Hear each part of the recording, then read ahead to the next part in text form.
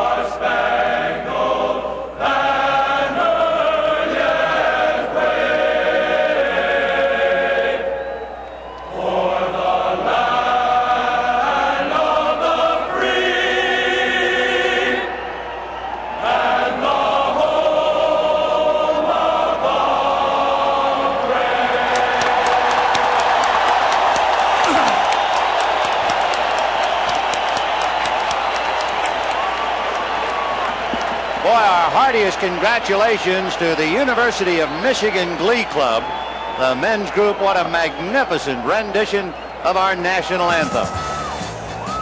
We'll be back. Starting lineups coming up, and the pregame notes right after this message.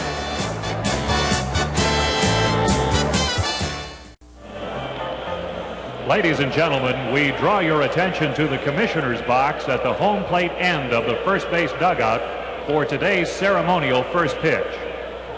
Our first ball pitcher was an outstanding American League player who was at the pinnacle of his career as a third baseman for the Detroit Tigers.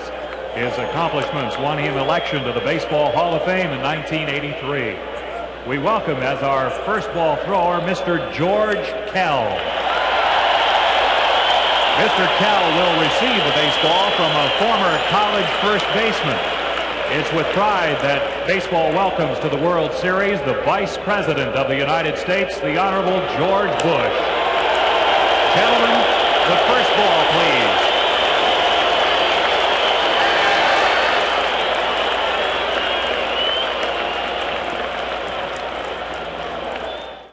the pregame festivities are over. Lance Parrish receiving the toss from George Kell, who received the ball from the Vice President of the United States. And now we get to the serious matter at hand. And first of all, let's take a look at the San Diego lineup. The first feeling you have when you look at it is Dick Williams has decided to stay with the girl he took to the dance. There have been a lot of conversation about maybe with a slumping left fielder, Carmelo Martinez, and a slumping Bobby Brown in center, maybe he would switch and put Tim Flannery at second base and move Alan Wiggins to left field. But Dick Williams has decided, I stay with the crew that got me here, and there they are. Martinez in left, then you have Gary Templeton hitting eighth at shortstop, and Bobby Brown in center field. On the mound, right-hander Dan Petrie, an 18-game winner during the regular year, and let's check the scouting report on him, and here's Joe. He's got a fastball, a slider. He can run it in. He runs it away, and like everybody on his ball club, he'll give you the split-fingered fastball, but it's an occasional one. I think in order to be in a Detroit Tiger uniform and be a pitcher, you better throw that thing. I would think. Well, he's going to be throwing it. Alan Wiggins, Tony Gwynn, and Steve Garvey in that order.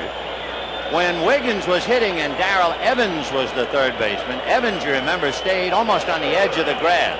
We'll see how far in Marty Castillo comes, because Castillo, when he played, came about almost halfway to home plate. Wiggins waiting for things to settle down, and we'll get this ball game underway. Petrie and Parrish, an infield of Evans, Whitaker, Trammell, and Castillo, and the outfield of Herndon, Lemon, and Gibson. And here we go. The first pitch of Game 5. Wiggs hitting .353 in the series. Ball one.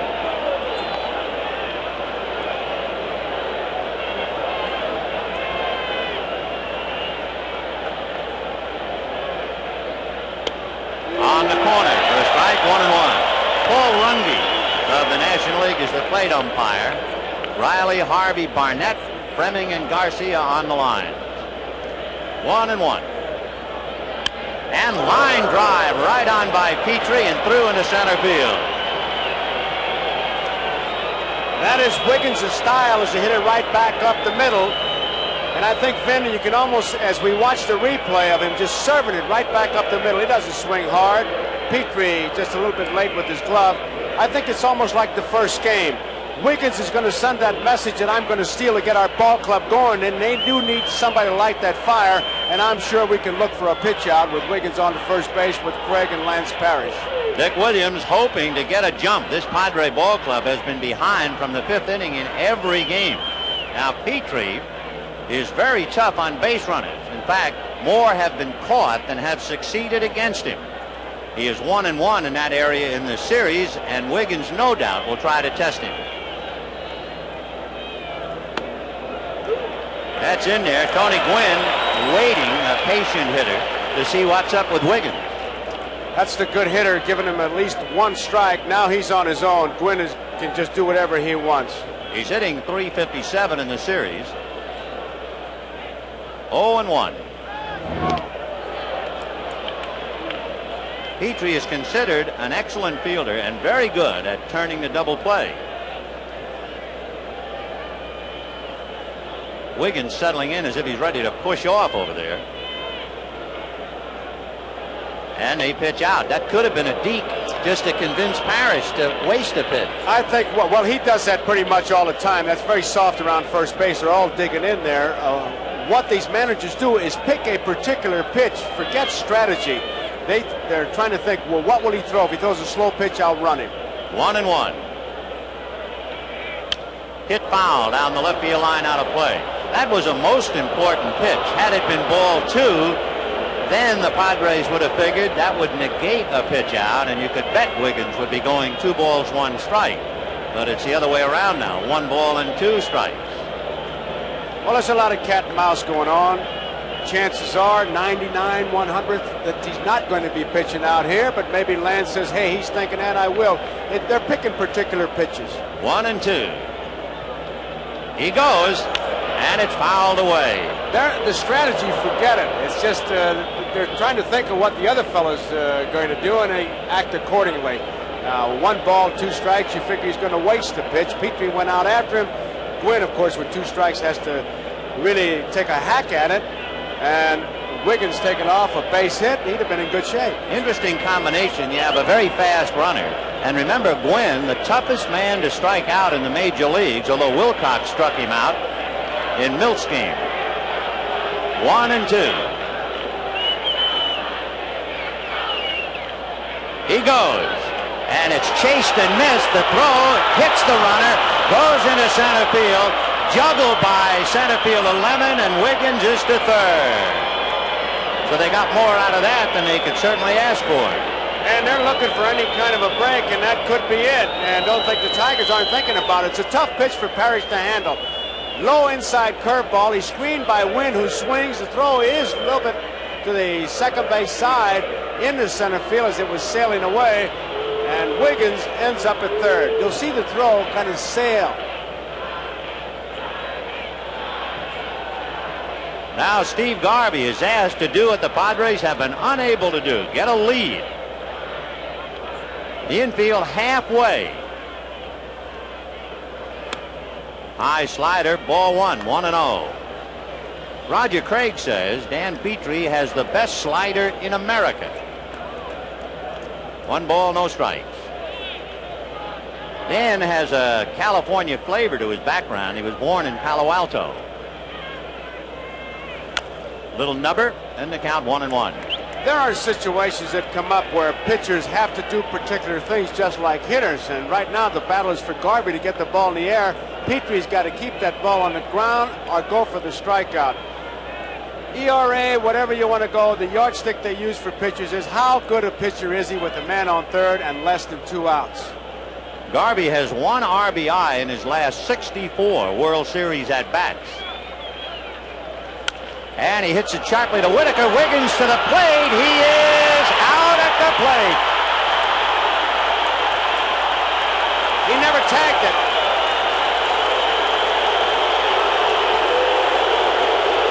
He never tagged the plate. Watch it. Parrish has got it blocked. He slides past the plate. He never tagged home plate. They're going to argue, and Parrish knew it, so he went back to get him. Paul Runge says the tag was high up on the leg. He never tagged the plate. He never tagged him. And Runge just said to Dick Williams and gestured to Dick Williams' left thigh. He didn't have to tag him again. Well, he may not have had to tag him according to Runge, but according to Parrish, he knows he didn't tag him. You don't go after a guy if you tagged him. Right, and yet the plate umpire indicated he did tag him on the leg going by. One way or the other, Wiggins is out. Garvey has not had the chance to pick him up, and the Padres suffer a severe setback and right at the outset. Wiggins erased 4-2. Garvey standing at first on the fielder's choice, and Greg Nettles a batter.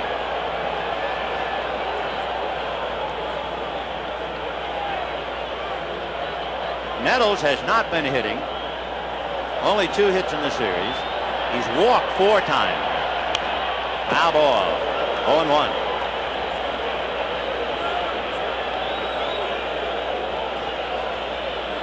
Now Roger Craig is going out to talk to Petrie. When Dan pitched the last time, we went into that long and rather heartwarming story about their father-son relationship. And we don't know, of course, depending upon the series and the future, whether this is going to be Roger's last game or not. Well, he keeps slipping down. It was 90% sure in September, and now it's down to 70%. And now, after the series, he's going to sit down and talk to his wife, and they're going to make a decision. I think what he was trying to do was to settle him down and use that baseball expression, stay within yourself. Don't try to overthrow it. If he tries to go fastball against Nettles, he may be in for some serious trouble. So Nettles up there with the count 0-1, 2 out in the first inning. Wiggins out at the plate on the ground ball by Garvey. And Petrie is ready. Off speed for a strike. So if he was overthrowing, he came back with a great call, the off-speed pitch, and in the strike zone. Well, we've been saying it all along, and it's no big secret. Nettles is a dead fastball hitter. Dead is right. He has 20 home runs during the regular year. Just show it to him now, but keep it a yard outside. Ball one. Darrell Evans is not holding the bag on Garvey. They don't expect him to do any running. The first wave of the day starts in center field and works its way towards the right field foul pole. He could have thrown that away. If that were a fastball, I don't think Parrish could have gotten to it. But it was a high change, and Lance was able to catch up to it. If he'd have thrown that fastball there, I think Craig might have been out there again, or at least waiting for him at the top step. Here's his pitch of decision. He wants it to happen right here on 2 balls and 2 strikes.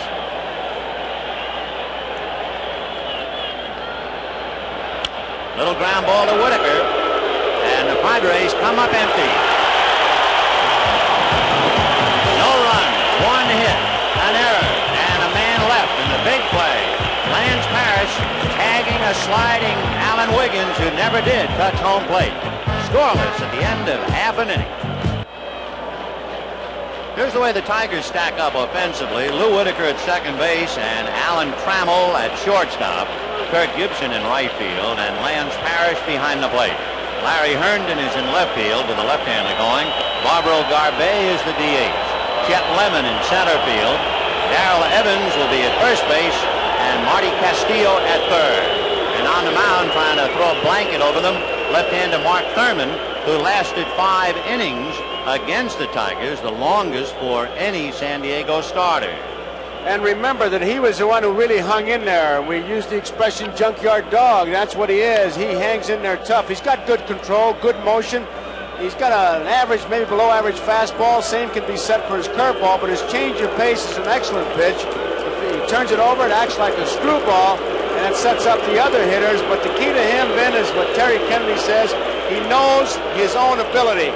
And I might add, if I were catching, I'd walk out and say, watch the first pitch. This guy's been jumping on it. I'll tell you, he's got reason to jump. Lou Whitaker is the happiest guy in town. His wife, Crystal, delivered a baby daughter, Sarah, 7 pounds 6 ounces this morning. And he takes a strike. Mark Thurmond, he's 28 out of Houston, Texas. And look at those numbers. Aren't they shocking? The starters, ERA 11, and the relievers, a third of a run. In fact, the only run given up by the relief pitchers is when Kirk Gibson was hit by Greg Booker. That's the only run. You remember he hit him with the bases loaded. 1-1. In there. The key with Thurmond all day will be keep track of the count. If he's ahead of the hitter, he's got a good shot at it. Because control is paramount importance to him. He's not strong enough to blow you away. Line to right field, and here we go again.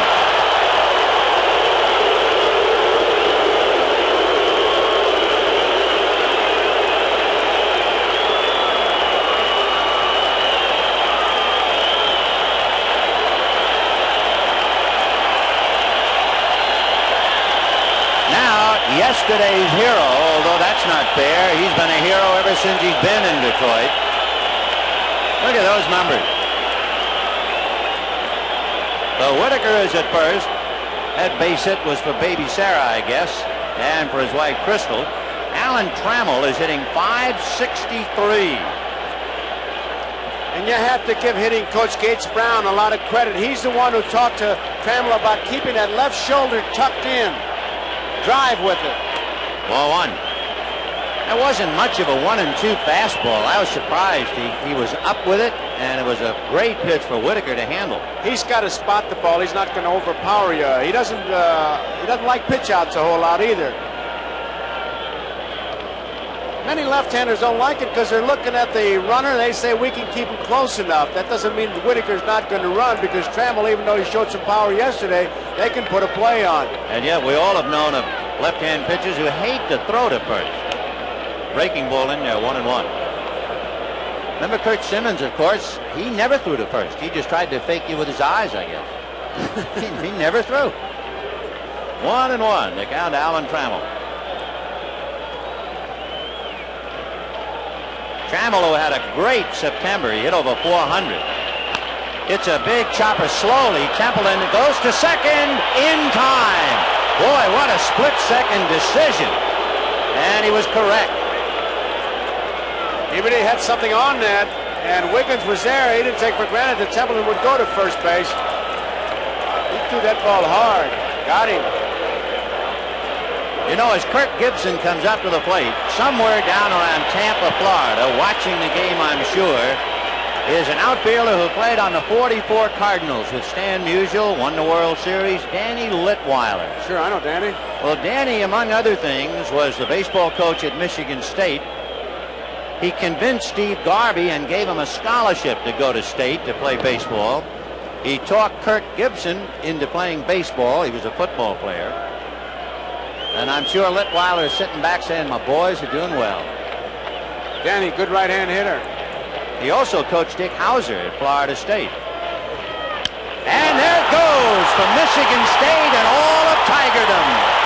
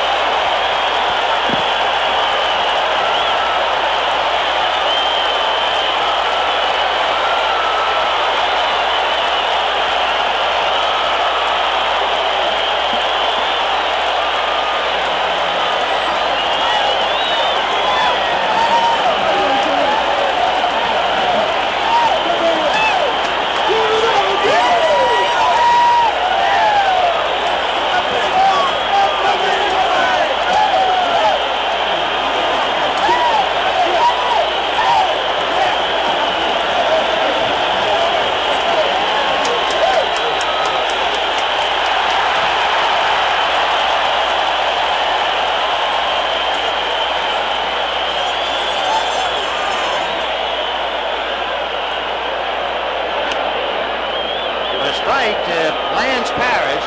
I'm certainly happy that Gibson was not excited about that home run. Look at that face.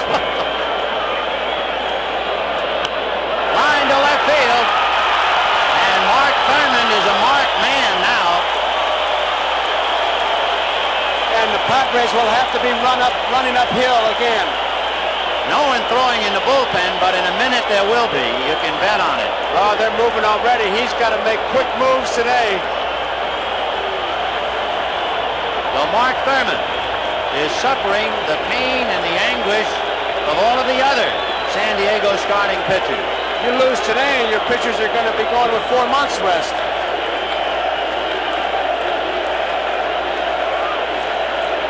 And there goes Parrish. Pitch is high. Hesitation by Kennedy. The base is stolen. Couldn't get the ball out of his glove.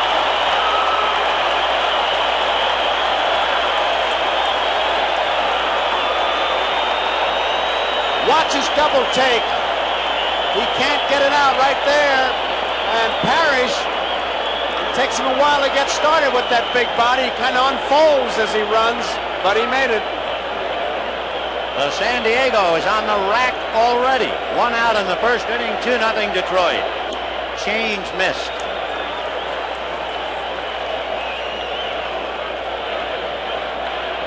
Andy Hawkins will begin to loosen up in the San Diego bullpen.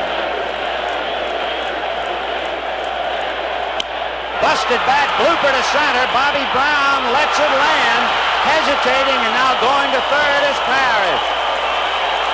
I would think a better center fielder catches that ball.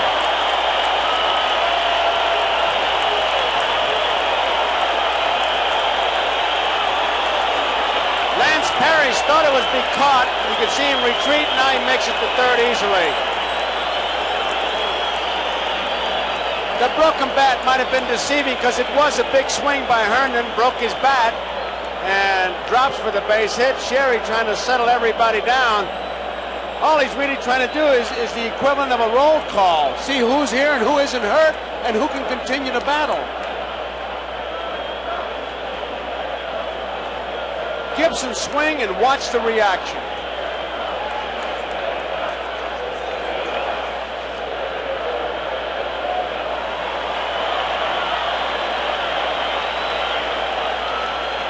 Look at Trasuski.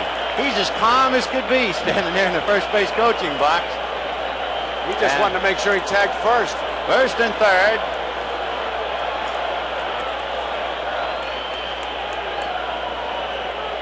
Chet Lemon hitting .214. Parrish down the line from third. Herndon from first.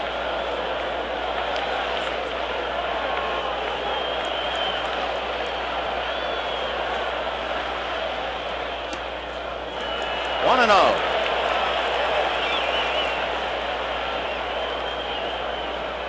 I'm sure Sparky knows what he's doing, but this is not the lineup that we received officially before the start of the game.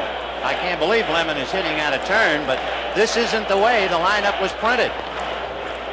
They had Garbey hitting in front of Lemon, but here's Lemon with Garbey on deck. Well, if it's wrong, Dick Williams will let him hit before he says anything. Right. There's a base hit. Thurmond is just about done. Parrish scores 3-0 Detroit. Here comes Dick Williams.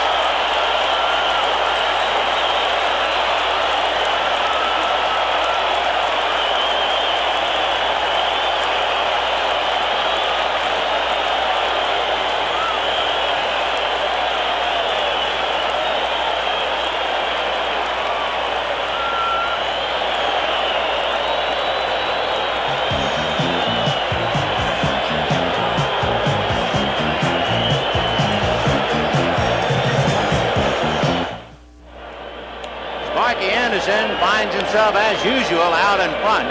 In fact, the Tigers have scored in the first inning in 6 of their 7 games. By the way, we were talking about Sparky and the lineup, and they tell us that just a few minutes before the start of the game, he opted to change the lineup. So there's no problem about having anybody hitting out of turn. Andy Hawkins making his appearance. And if San Diego starters thought things couldn't get any worse with an ERA of 11, you saw it did. It's ballooned up over 13. At first and second, you have Lemon and Herndon. And here is Garbey. And the runners go. The bat flies and the tag at third in time to get Herndon. I'm not so sure there wouldn't have been maybe an interference complaint by Nettles at third base on the play, because the bat really went flying towards him. You'll see it. He had that with a broken bat. This just slipped out of his hands. Nettles was there and makes the easy tag. So that slows down the momentum. Had that been successful, it would have been a definite feeling that the Tigers are just running San Diego right out of the ballpark. That's a big out to slow them down temporarily. So Barbaro Garbey with the count 0-1, 2 down, and there goes a pitch to the screen. Lemon to third and holding. Well, Hawkins has a good fastball and a good hard slider that looked like it might have been the slider. Kennedy tried to backhand the ball, didn't shift to block it, got by him, and wild pitch is the way they score it. Hawkins had worked 8 innings and struck out 3 and walked 3 in his earlier duties. Kennedy's a big guy, and he just couldn't get over there, shift that way, tried to backhand it, unsuccessful, and you see what happened. Well, Garbey trying to pick up Chet Lemon. 3-0 Tigers, first inning. Fastball and a good one, 1-2. Barbaro Garbey, part of the Cuba flotilla. The DH in the World Series and very hungry, as you can see. 0 for 11. 1-2. Kennedy started to walk away, but it was high. Oddly enough, the Tiger DHs are struggling. They are 1 for 16. But it still could be the team with the lowest DH batting average will win the series for the first time. Popped up, and it'll be Wiggins. But the Tigers get 3. Kirk Gibson's 2-run home run ignited the torch, and at the end of an inning, the Tigers 3 and the Padres nothing. There's the ovation for Kirk Gibson and his 2-run home run in the first inning. If I may make a somewhat cynical observation, however, sic transit gloria, and the Latins knew what they were talking about. All he has to do is talk to Mickey Lolich. Lolich won 3 World Series games for the Tigers. He was the talk of the town in '68. Mickey Lolich is in the last row of the upper deck down the left field line and can't see the pitcher's mound. 1 away.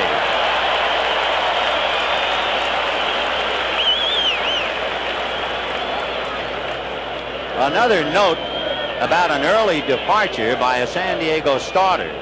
Thurmond was chased so quickly. It's the earliest exit by a starter in a World Series since 1917, when Reb Russell did not retire a batter for the White Sox. And here's Kurt Bavacqua.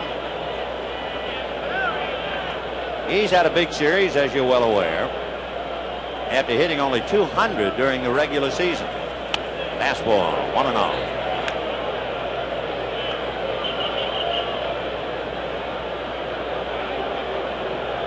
Dan Petrie trying to make Sparky Anderson one for the books. Chopper foul. You know, ball clubs got scouting reports, obviously, with advanced scouts, but it was interesting. Jack Morris, when they asked about the slow curve he threw to Bavacqua yesterday, he said, hey, I played with him. I was on the same club. I pitched against him. I know what he was looking for, and I thought that slow curve, he might even get hurt swinging at it. Right, that was the great line. He said great line. He'll hurt himself. 1-1. Fastball. Oh, he's coming after him with heat, and the count 2 balls, 1 strike. Bavacqua played with a pretty good ball player in high school. Steve Carlton down in North Miami fouled away. Kurt played second base in those days, and needless to say, Carlton was the pitcher. 2-2 to Kurt Bavacqua. 1 out in the second inning. Tigers 3, Padres nothing.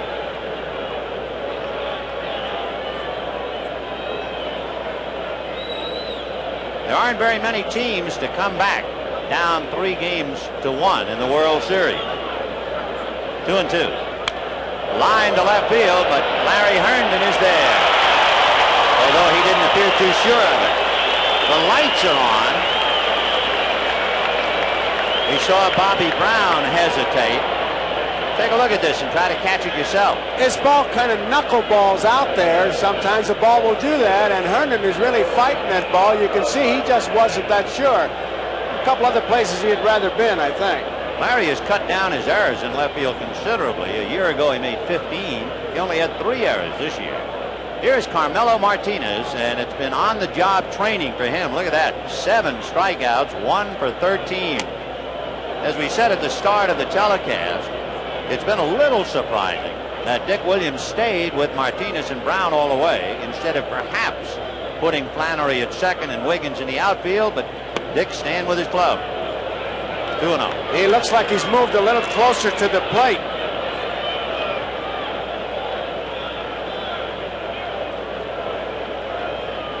Three runs, 5 hits for the Tigers. Now he's backing up. 1 hit. Yeah, look at there, opened up.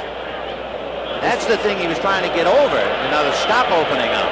It's interesting that he got there and looked like he wasn't sure of himself when he got in the batter's box. And Lance Parrish is going to go out there now and make the great speech that all catchers make to pitchers. Hey, you got a 3-run lead. Don't get smart. Just throw strikes. You think that moving around by Martinez is an indication of what's going on inside, that he might be a little edgy? Martinez? Yeah. Oh, yeah. Oh, yeah. Of course, he's had so much pressure. A youngster. Let's take a look from this side now. See whether he opens up again. There he goes. Yep, he just opened. 3-0. On the corner. So he opened up, they eat the inside corner. Now here's the pitch that he's got to really take a good whack at right here. Set himself and just nail it. And he hits it into left field for a base hit. Over to get it is Herndon. So Carmelo Martinez gets his first hit to the outfield in the series. In fact, his first hit to the outfield since the second game of the league championship against the Cubs.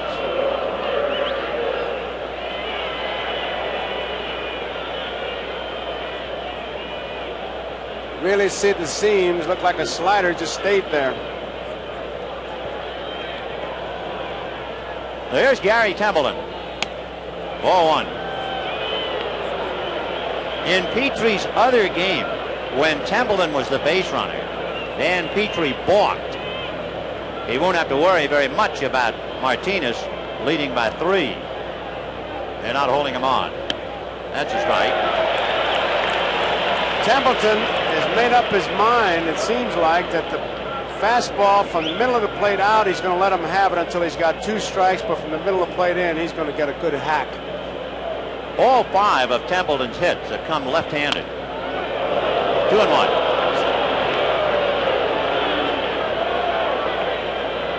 On deck is Bobby Brown. And of course, Brown is the hungriest hitter in town. He is 0 for 13. 2-1. 2-2. Ball looked like it was out of the strike zone, but it was the only one that he had gotten so far that looked like it was from the inside the plate in.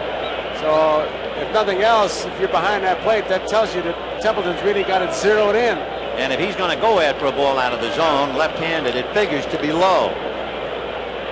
2-2.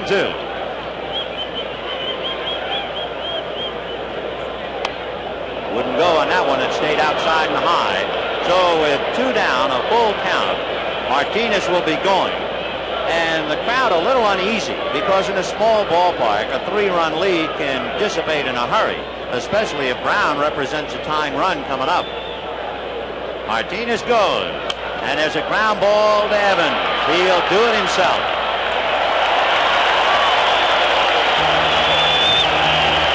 No runs, 1 hit, a man left. And at the end of an inning and a half, the Tigers lead. The Padres very unhappy.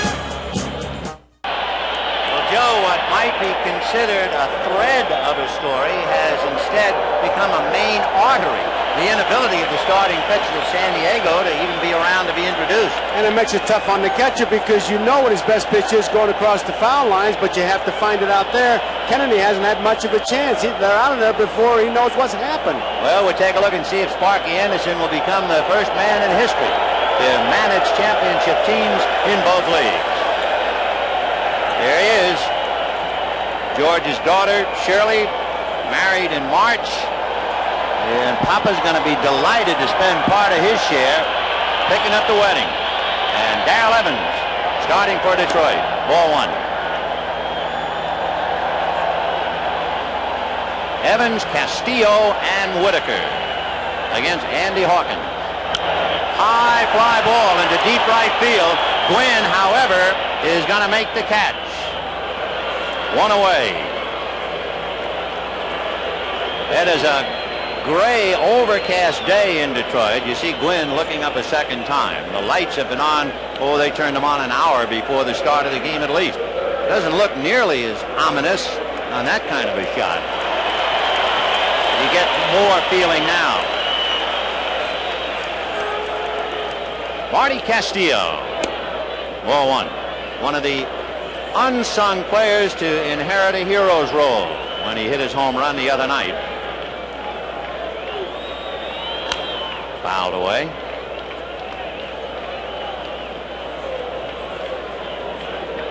You know, and I look at the Detroit Tigers, and I guess because Sparky's the manager, some people think of them as the Cincinnati Reds.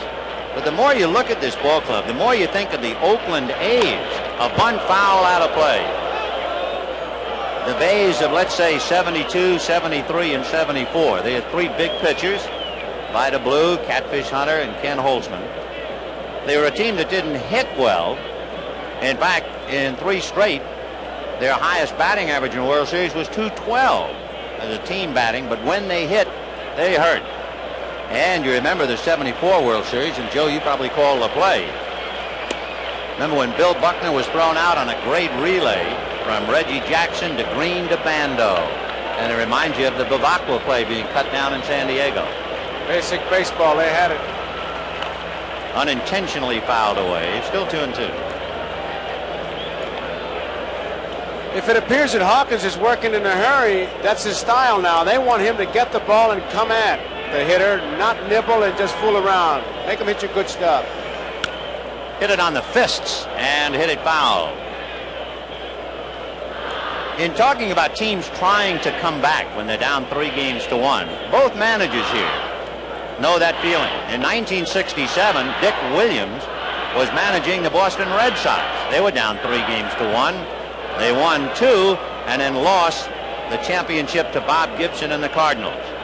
And on the other side of the field, Sparky knows the feeling. Another foul ball. Sparky Anderson in 1972, his Reds were down 3-1. They battled back to get even, only to lose to, of all people, Dick Williams and the A's. You remember we were talking a couple of days ago about Sparky Anderson and Billy Consolo playing on the American Legion team that won the championship here in '51. You know, there's somebody else in uniform today who played in that game. Deacon Jones of the Padres hit a grand slam home run in that game for American Legion ball. There's Deacon. He got the nickname Deacon because his dad was a deacon in the Baptist church. He was the American Legion Player of the Year in '51. He hit his first inning grand slam, only to have Sparky's team win it 11-7. Strike to Castillo. And Marty says, caramba. 2 down.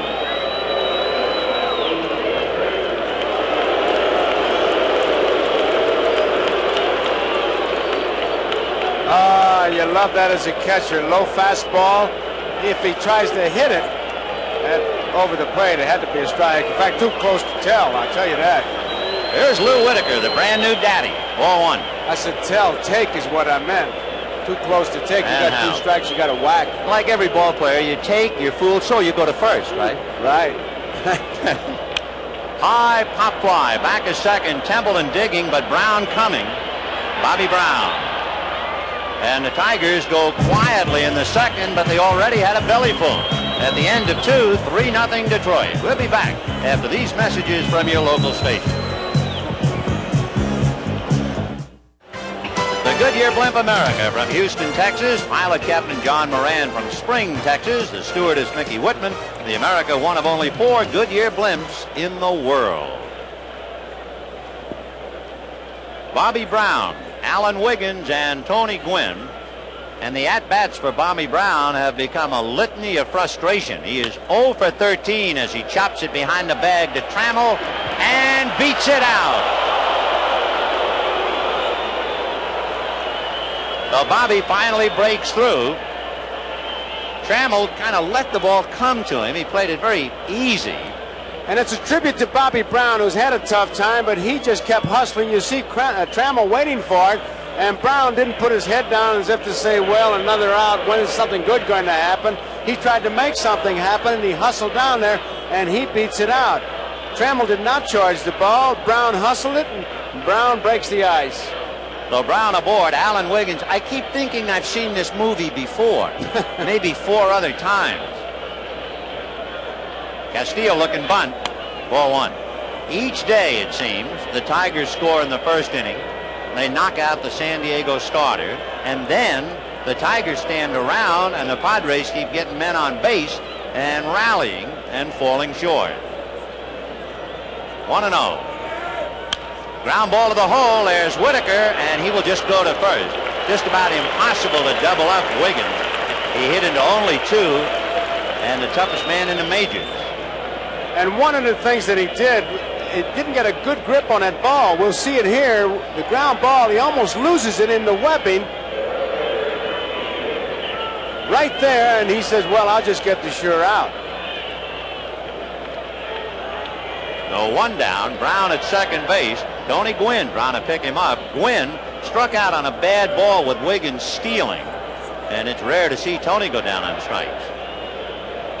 Breaking ball. He wouldn't chase it. Ball 1.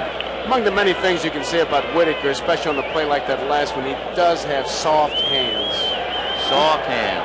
First time I heard that was about Terry Moore. Oh, yeah. 1-0. A shot down to short. Trammell will go to first in the dirt and dug out by Evans. Taking third, Bobby Brown.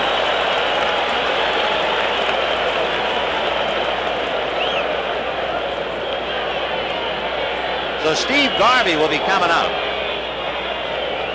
Good backhand play. The short hop with that big mitt. I'll tell you, inch or so this side, and he doesn't get it. Give you an idea how good Dave Bergman is, because he goes in for defensive purposes. Yeah, well, you can see, because Bergman does have that gold glove. Evans, of course, plays first and third. Here is Garvey, and he's a very hungry hitter. As we mentioned, he has failed to pick up an RBI now in a considerable number of at-bats. And he had a runner at third with one out in the first inning, and the out was recorded at the plate. And he slashes one to the hole, knocked down, and that's all, and the run is in. To give Garvey a couple of opportunities, you know he's going to pick somebody up. It's a base hit, an RBI, and it's Tigers 3, Padres 1.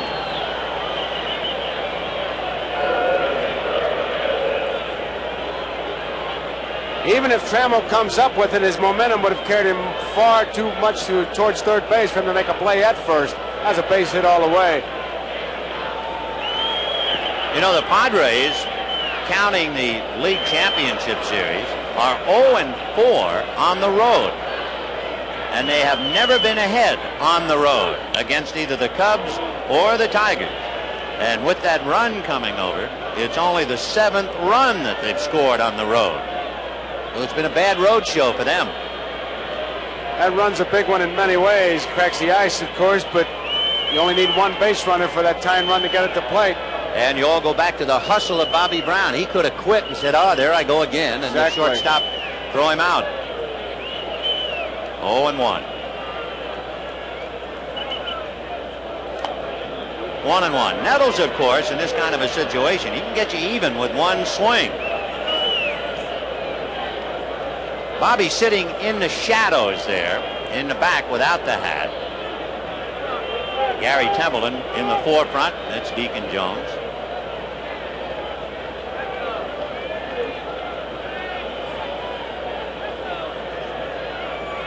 One and one. Ball 2-1.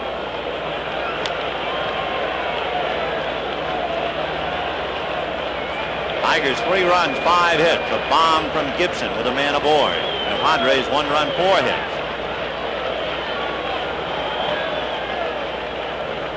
2-1. 3-1. Nettles likes the ball up, but he likes it up and in a little bit. And right about now, he becomes especially dangerous with Kennedy on deck, because Nettles is a good cripple shooter. 2-0, 3-1. He'll give you a good rip if it's his pitch. Garvey at first, Evans not holding. And he wouldn't bite. Bad ball. So now the tying runs are aboard. And Terry Kennedy coming up. And Roger Cray going out to the mound. While they visit, we have a chance to talk about Terry Kennedy.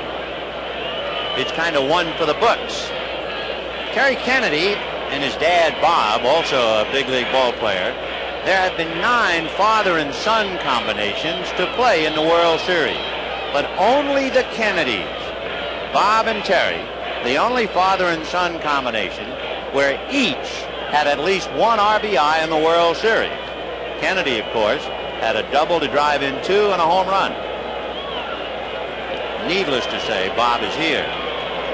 Aurelio Lopez is up in the pen, though evidently Petrie is struggling as far as Sparky is concerned. He's been behind on 9 of the 13 hitters he's faced. That's cause for concern.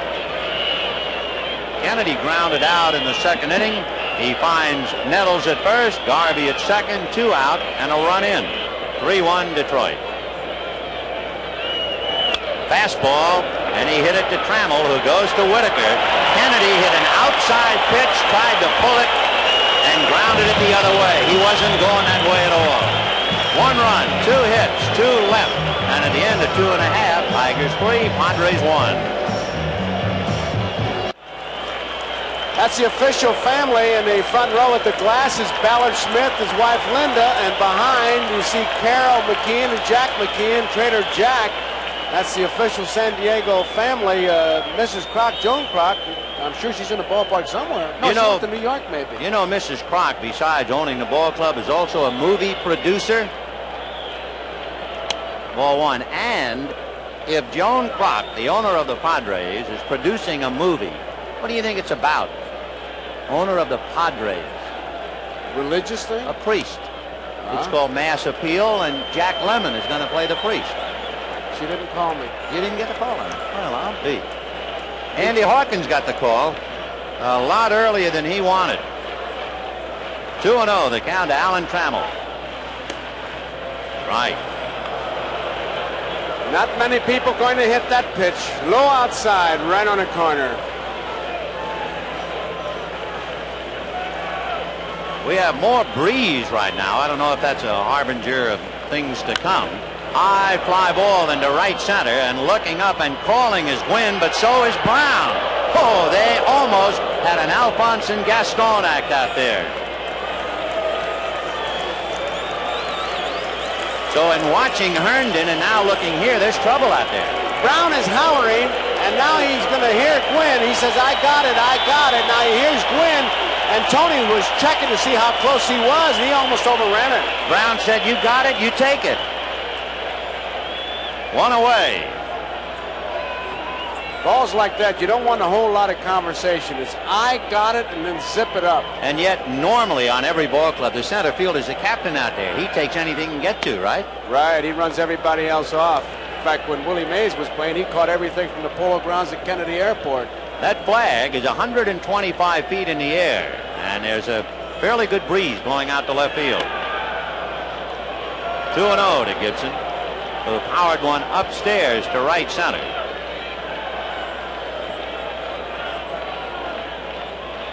Gibson has 4 RBIs in the series. Fastball away, ball 3.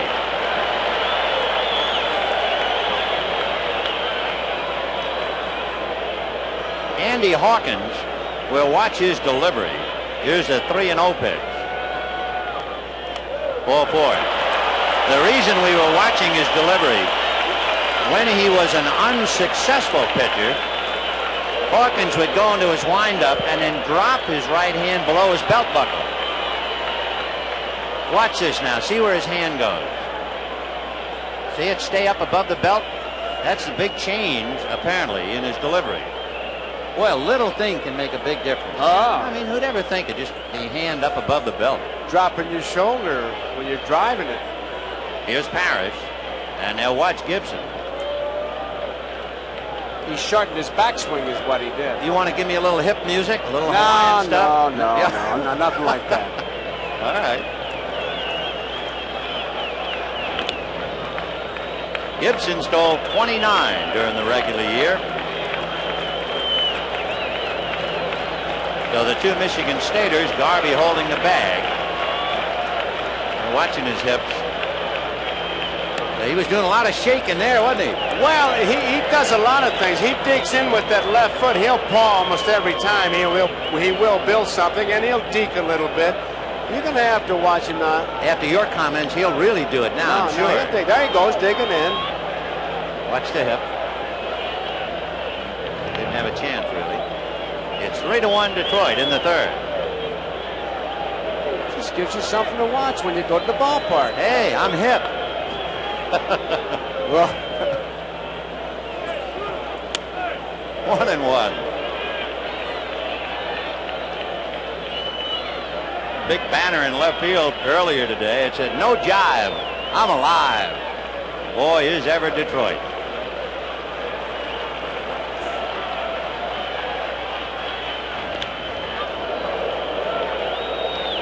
You know the thing about that hip movement, though, Joe, even if you saw it, how can you cash in on it? I mean, it's so slight, you can read the tip-off through the lens easy. 2-1. But he doesn't do it. The catcher can't do it. Well, all you do, you get alerted. I'll tell you right now, hip movement or not, Kennedy better be ready right here. Oh, yeah. 2 balls, 1 strike. This is a perfect situation. Unless Kennedy wants to call a pitch out, which is doubtful. Look out. And the Hawk goes over there. Tigers 3, Padres 1, bottom of the 3rd, 1 out. 2-1 to Lance Parrish. Going. leaning. Not gone. High fly ball into shallow left field. Martinez is there. 2 down. You got to like this Hawkins, I'll tell you that. He's got a good live arm. He's a young fella, and when you talk to him, they all talk about it was a matter of confidence that he just lost it. That young, you can see where that could happen, but you can regain it in a hurry. And brother, if he doesn't have it now, he never will have it, but he's got it. You know, a footnote to Hawkins and Lefferts. They retired 24 of the 26 hitters they faced back in Game 2. Can't get much better than that. Here's Herndon. Singled in that wild first inning when the Tigers got 3-1.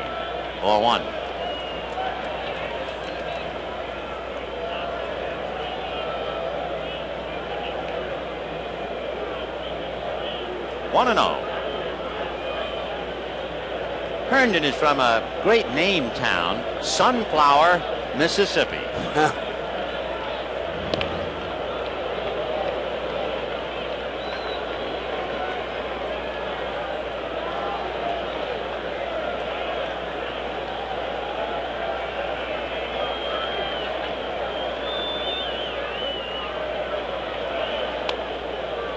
2-0.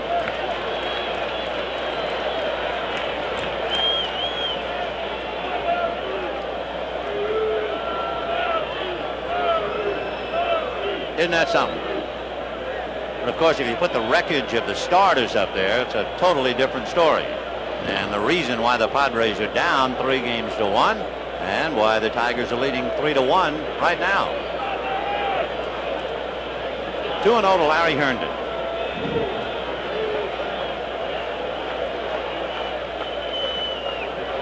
Now back. 2-1.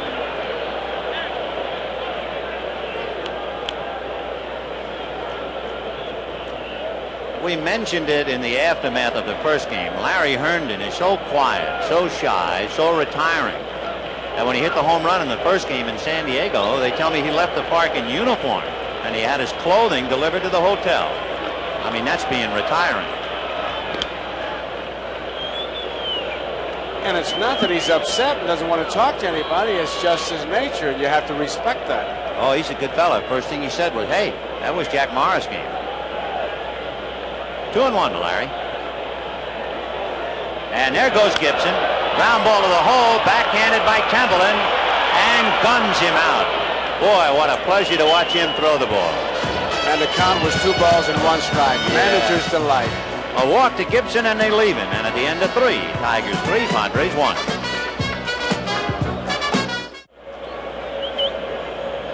We have 3 innings in the books, and the Tigers are leading 3-1 as evening slowly descends upon Detroit. And despite the fact we have a very gray sky and there are birds flying directly overhead. All the guys say the same thing. It's a line that's as old as I can remember. When the birds fly overhead, those guys always say, those are the vultures, and they know my arm's dead. Get away, birds. Get away from my arm. There they are. There they are. If we were in Los Angeles, San Diego, San Francisco, I'd figure there was a storm out in the ocean and the birds had come in. There are a lot of them flying overhead, and we go to the 4th. Bavacqua would have something to say about those birds. He'd have something to say about anything. Bavacqua, Martinez, and Templeton. Hit the ball pretty hard, went out to left field in the 2nd inning. 4-1.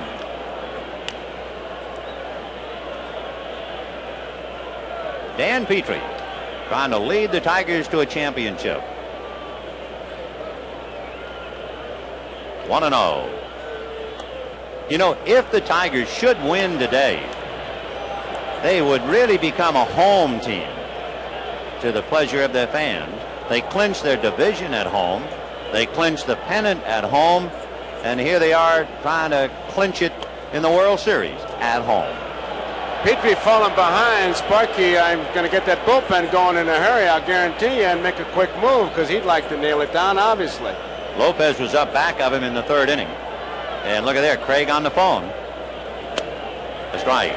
The only other team to do that winning all the big ones at home, the 1969 New York Mets. And there is Aurelio Lopez, number 29, ready to go back to work.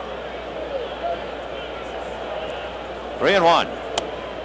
All four, and he's going to have company is Lopez. Bill Shearer gets up to join him. Well, you can see Sparky's thinking every base runner, you got the tying run at the plate, a home run, you're tied up. So Bavacqua standing at first. Sparky's really working that gum. I know it's gum and not chewing tobacco because at the start of the game he blew the biggest bubble I've ever seen him. He's really working on something. Carmelo Martinez singled in the second inning. He has 2 hits in the series. And he's back to opening up. Look at that left foot. And immediately Petrie takes advantage of it. Well, starting him out there, he's going to try to hit the outside corner, and if he catches him leaning a little bit, he'll bust it in on his hands. They've just been flip-flopping. If the 2 fastballs are inside, they go outside. They start outside, they go back inside. 0-1 to Carmelo. And a good breaking ball on the outside corner. Whoa, that's the second one. Now you can go either way. I mean, that's a hard slider, and they clocked it at 93. And you can really see that thing break from up here. You can tell the rotation of it. You can almost see that little World Series logo on that baseball. 0-2 to Martinez. Wouldn't bite after a good slider because that's the one you have a tendency to chase when you're down 2 strikes. I'd say the kid's between a hard place and a rock, though, because the 3 pitches have been out there. He almost went for that one. If he starts to lean a little bit, he just saw that bat right off in his hands. Evans behind Bavacqua. Nobody out.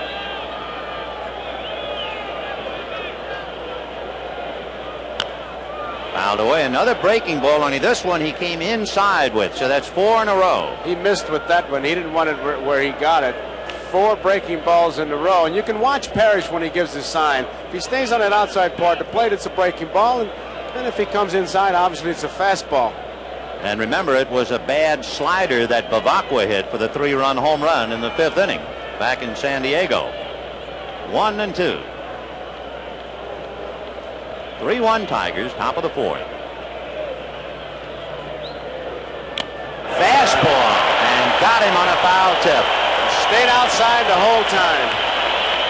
So that's a little lesson. Dan Petrie going to the chalkboard. And for Martinez, he's going to the dugout with his 8th strikeout. He really worked on him, and he's got something on this one. High up. Looks good coming there. Tough pitch to handle, high outside. Had a good cut, didn't get it. Here now is Gary Templeton, notorious first ball hitter. Let's see what happens here. Ball 1. Middle of that played out. He's zoned in, I'll tell you. You got to like Templeton. Traded from St. Louis to San Diego for the Wizard of Oz, Ozzie Smith. Bavacqua at first, Evans back of him. Lined into left center, sinking, and that's in there for a base hit. Since he's gone away, he falls down. That allows Templeton to get to second, and stopping at third is Bavacqua. Herndon was going away from his play. He tried to twist his upper torso to get the ball back to the infield, and he fell down while trying to do it. It's a double for Templeton. Good piece of hitting. Take a look at the replay. Herndon runs it down. He loses a little bit of footing right there. Whoops. And I'll tell you, they're not going to fool around with Petrie a whole lot of time here. Herndon did everything he could to get it back to that infield, but it was an easy 2-base hit for Templeton. So now you have Bobby Brown on the spot again. It was Bobby's hustle for a base hit that gave the Padres a run in the 3rd. He has a chance to tie it up with a base hit now. Off speed, fouled away. Pretty good pitch, especially to a fellow who is not hitting. You know how anxious Bobby must be up there. And Petrie takes advantage of it. And 0 for 5. Of course, he's left a lot of men on. Now he's trying to pick up the tying run. Bavacqua at third, Templeton at second. Fastball, and that's hit to left center. Lemon on the run, flags it. Tagging is Bavacqua to score, holding is Templeton. So Brown just hit in tough luck. He drilled that ball. Lemon closed the gap in a hurry, sacrifice fly. It's a 3-2 ball game. Brown not trying to pull that ball, which was his intent before the game. Just go with the pitch. He did. Looked like he was going to plug the gap. Lemon made a good play. Here you see Chet breaking over, plugging the gap. But it was not before Bavak was able to score the second run. So now Alan Wiggins trying to pick up his buddy Gary Templeton and get the Padres even. It's 3-2 Detroit. We're in the fourth inning. 4-1. Wiggins single, stole second, took third on the overthrow, but was cut down at the plate, and last time up grounded out. Castillo with 2 out is even with the bag. They're not looking bunt now. 2-0. Wiggins has been great in sending the ball back up the middle. That's been his spot. They had a look at Ozzie Virgil.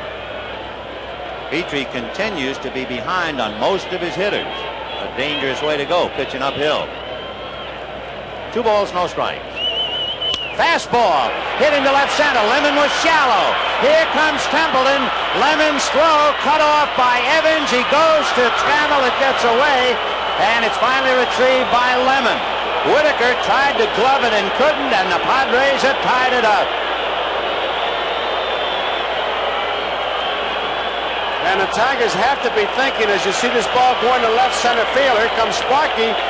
Lemon, a good throw. It's cut off as Evans wants to get Wiggins going into second base, but they can't handle it.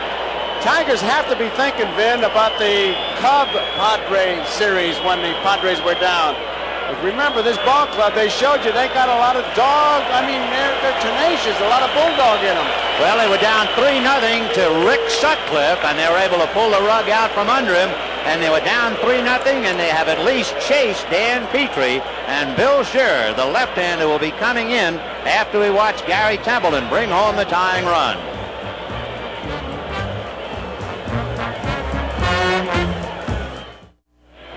Bill Scherer missing on his first pitch to Tony Gwynn. 1 ball and no strikes. Gwynn struck out and grounded out, trying to give the Padres something they're really not familiar with, a lead. It's 3-3.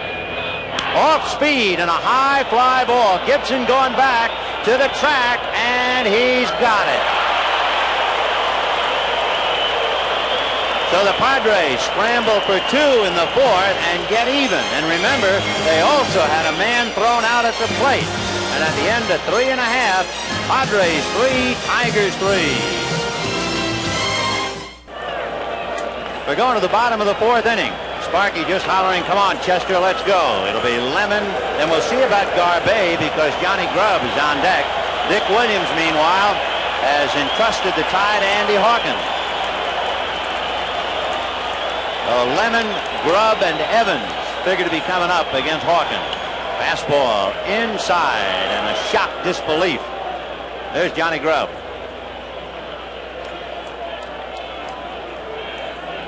Lemon singled in the first inning, picked up an RBI. He has 4 hits in the series. 0-1. Line drive at Nettles. Oh, was there smoke on that? That was self-defense. He had to catch that. That's right at him.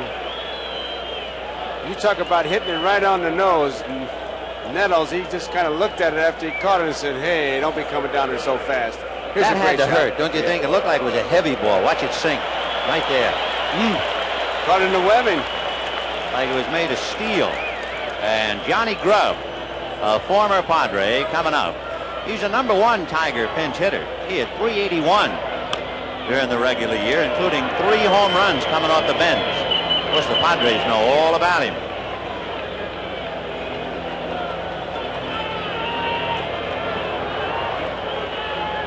One out, 4th inning, 3-3. Good fastball. Oh, that really was rising, too. He's got a good live arm, and that's why they say don't nibble, just go right at him. Your stuff is good enough, you don't have to nibble. That got him? Yep, hit by the pitch. 0-2, tried to come inside and came too far inside. That was a slider. You could see it starting to bite his way in there, and Grubb hanging in there, gets hit on the left elbow.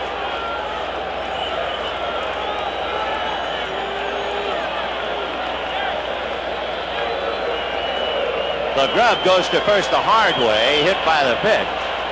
And Darrell Evans will be coming out with 1 out, a runner aboard. Evans, you remember, skied a fly ball deep to right that Tony Gwynn caught in the second inning. 3-3, bottom of the fourth. The Padres trying to stay alive.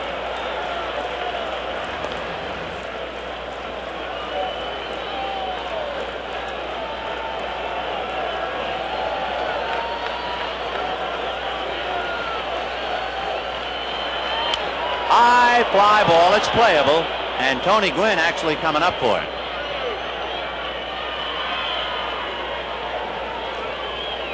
Evans I was going to say, Vin, Evans has a great swing for this ballpark, and he's really going for the long one. Had a good swing, but got under it, and he's just disgusted. He knows that he got under it, and it's playable. That must be awful to get the pitch you know you can drive and just miss it. And get under it. There's Marty Castillo. He struck out in the second inning. Borderline pitch, remember 3-2. He was caught looking. Does he look a little bit like Darrell Evans? He does to me. I agree with you on that one. I noticed you said on that one, with emphasis. Well, Billy Consolo to me does not look like Hoyt Wilhelm. Well, now the secret's out. We have no secrets. No. 0-1 to Marty Castillo. 2 down. Johnny Grubb at first. Castillo with the big 2-run home run Friday night. Whoa, after the fastball and the slider, he comes up with a change like that. You talk about dirty pool. That's the pitch he's working on. That's the pitch that you'll see him throw a lot of beginning in spring training. He gets the humor, he'll be throwing that a lot. There's the slow. You see how he had the grip? It's the like a 3-finger grip, almost like a pound ball. 0-2. And that's hit into right field. Base hit. Grubb is to second. They'll hold him. The throw to Templeton. I was talking to Jack McKeon before the game, the general manager, about Tony Gwynn, and we were talking about outfield play. He said he has made and is making himself a better outfielder. For one thing, he'll charge anything in sight and get that ball back in a hurry, and that's exactly what he did there. Youngster is a good hitter, pretty obvious by the way he led the league, but he still takes extra batting practice before every game. He said, I just have to get loose. Well, here's Lou Whitaker, singled in the first inning and fly to center in the second. He comes up with runners at first and second. Castillo at first. Grubb hit by the pitches at second. Whitaker hitting .294 in the series. Change. 1-0. Brand new daughter Sarah and Norm Sherry going out to the mound to talk to Hawkins. Usually when that happens, really not that much going on, and the pitching coach jumps off the bench, it's because the manager was groaning, and they've got some action in the bullpen. Lefferts is starting to throw, but they're going to wonder, why are you throwing changes? Well, what's in your mind? I just want to know, because that's a groaner's pitch. See how quick he's warming up. I don't think he's trying to get ready to catch Whitaker, but he is certainly getting ready for Gibson. That change of pace may have been a message to the bench that something was up.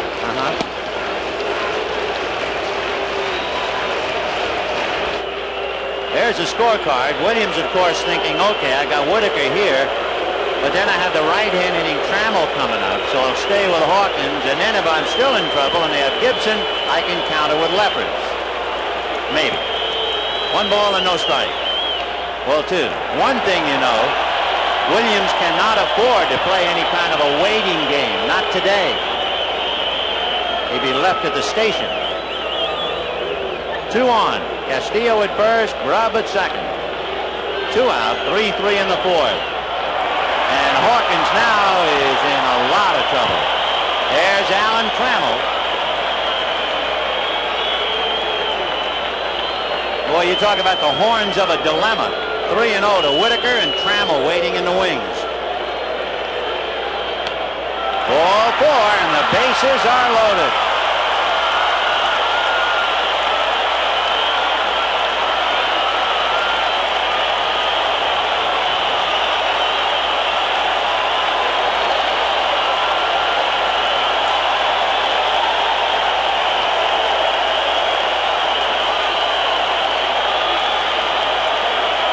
Well, they always talk about the bullfighter and the moment of truth, where he stands there with cape and sword looking over the horns of a bull.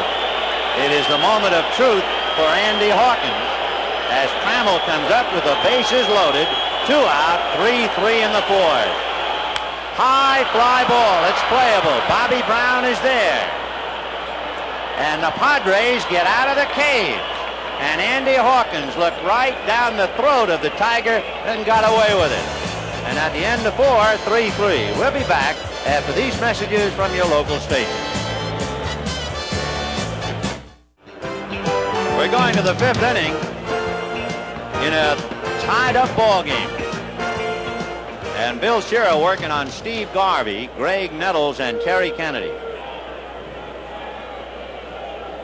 You know, just thinking of one of the most remarkable set of coincidences, I think, in baseball history, as Garvey hits a towering fly ball, but it's a runway out there for Lemon.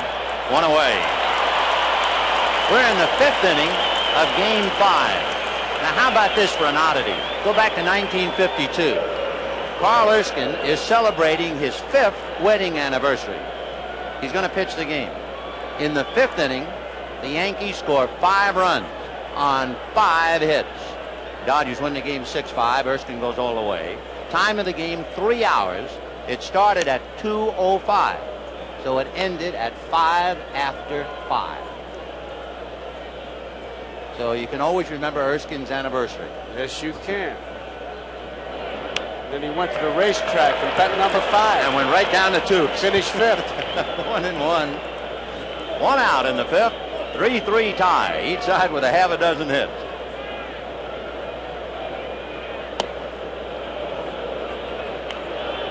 Two and 1 to Greg Nettles, grounded out and walked. Bill Shearer, his first 2 years in the Reds organization was Sparky's last 2 years in it.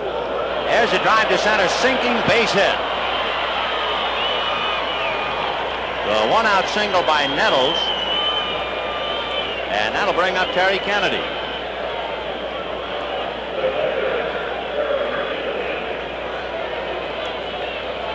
Here's Bill's number. The Tigers acquired him from the Reds after the start of the year. Back in '83 as a rookie, he saved 10 games for Cincinnati, and Roger Craig is going to pay him a visit. Way Roger's walking out there, it's like he's going to buy a little bit of time before Lopez comes in, who's just kind of throwing some loosening up pitches. He's been throwing down in the bullpen, and then when Sparky made the change, he sat down, and it's not going to take him much to get loose. That's the 3rd time Lopez has been up in 5 innings, so he's probably close to being ready.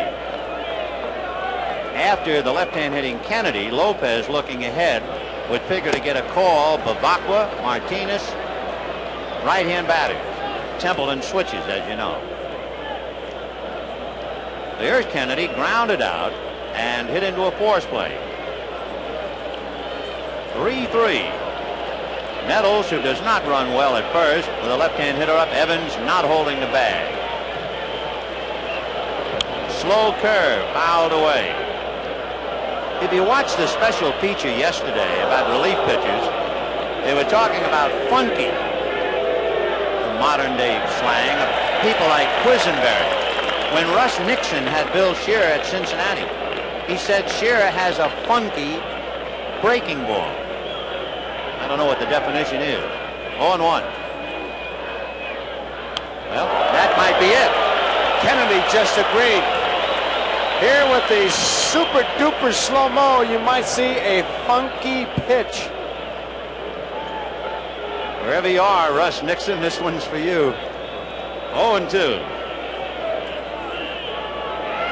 And another one tapped slowly to Shearer. He's got a play at first. Trammell set the glove up saying, "Come to me." And Shearer either forgot about it or just was afraid to go back there. He just made up his mind he was going to go to first base. There's nothing you can do at shortstop. He's probably saying to Nettles, can you imagine that? I had my glove up and didn't throw it to him. Here comes Sparky. Here comes Sparky, and it's going to be a pitching change. He would say to himself, hey, if you're not going to go back to second base, you're gone. Now he's got time here because Kennedy's not that good a runner. He's got plenty of time, and there's Trammell's glove. He's saying, give it to me. He had a play, but he decided to go to first base.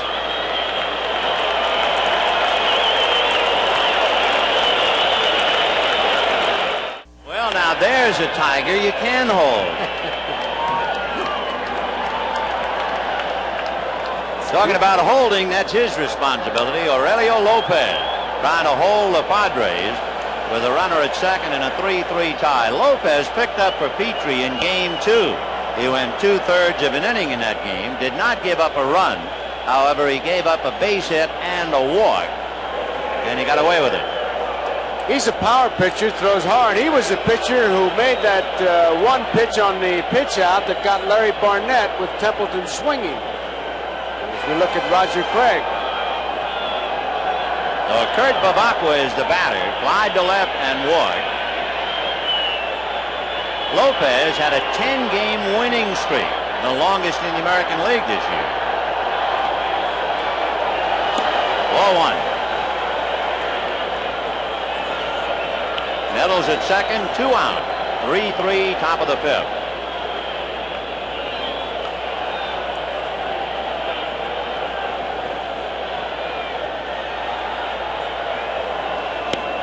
Ball 2.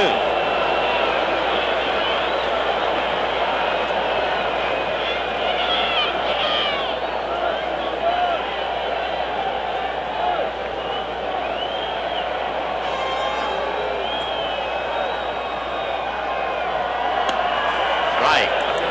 Notice how that leg seems to shimmer and shake on his delivery. It's all part of his rhythm. His left leg really does a little number.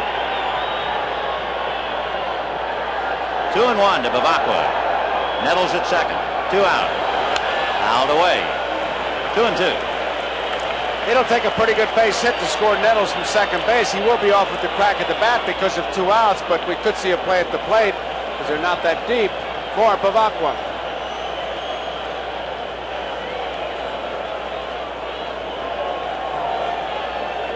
Bavacqua flied to left in the second inning, hit the ball hard, and walked in the 4th, came around and scored a run.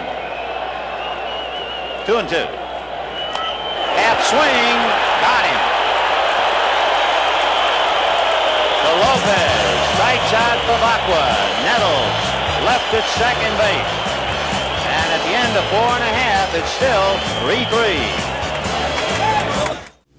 Boy, what an afternoon at the races. Mark that one down, November the 10th. And we've got ourselves quite a race now. 3-3, bottom of the 5th, and the big cats coming up. Gibson and Parrish and Herndon. Gibson hit a 2-run home run in the 1st inning and walked in the 3rd. And this Gibson, a talented ball player. He's had a great year. He can do it all with the home run. He even tries to beat out a lot of bunts from a la Mickey Mantle. So Nettles plays about even with the bag at 3rd. The right side, however, deep. Ball 1. Andy Hawkins, you remember, got Trammell with the bases loaded. But what you have to look for now is whether he expended all of his gasoline. That needle could be on empty in a hurry after that last inning. Fouled away, 1-1.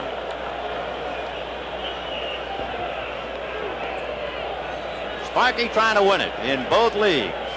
And Dick Williams trying to stay alive to do it. In a game like this, when I see those managers, I think of that old baseball line. They get paid half for winning, half for worrying, and nothing for losing. Isn't that the truth? In fact, when you think about it, there are only 2 people who are really involved with winning and losing. The pitcher, because he lives by wins and losses, and the manager. Nobody else, really. 1 ball, 2 strikes. Fastball off the glove of Nettles, deflected into shallow left, run down by Templeton, and holding is Gibson with a base hit. Well, that great speed pulled Nettles in, and he hit it hard that way. You doubt if Nettles could have come up with it playing back. He got a glove on it, but he was in tight, And there's no doubt about it being a base hit, and they respect the speed. Watch how quickly he gets that ball in, Templeton. And of course, it's a sign that Gibson is really developing as a hitter. The fact that he went the other way after pulling a home run to right center. Tell you, they did a job on him as far as attitude. He's had the ability, and he is really a determined young man. And he's working on all the facets of baseball. He keeps the way he's going, he's going to be a tremendous star. But here's Parrish, and in the bullpen, Craig Lefferts is throwing again. And remember that tough inning that Hawkins had in the fourth. How many times we've seen a pitcher fight his way through an inning and have nothing left the following inning.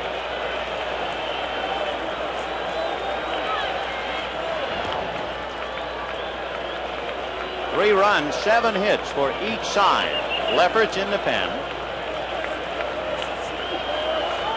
Gibson held on by Garvey. Fouled right into Kennedy's mask.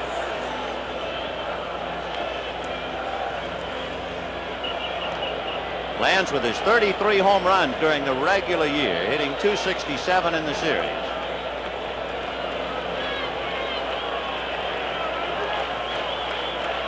On 1.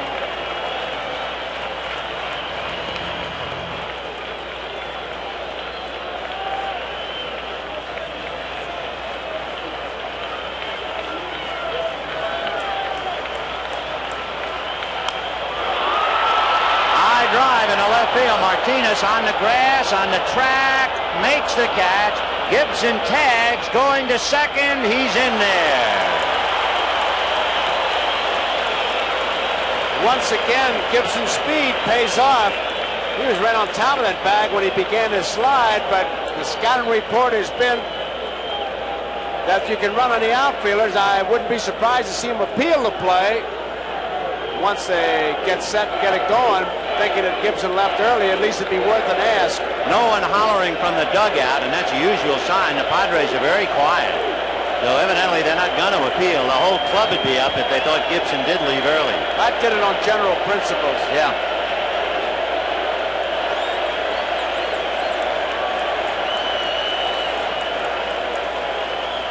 Larry Herndon single to center, grounded to short. Good backhand save on that one by Kennedy. Both catchers have made some marvelous stops behind the plate. Never get credit, never get a mention, never even get a ripple of applause. 1-0. Why in the world does anybody want to be a catcher? Because he started out on the playground as a fat kid. There's no other place they play you. It's like, why does anybody play the tuba or the bass fiddle? Thank goodness they do. So Gibson at second, 1 out in the fifth, a 3-3 tie. And low fastballs, and he's behind 3-0. On deck is Chet Lemon. So Gibson slashed one of Nettles' glove, and Parrish sent Martinez to the track.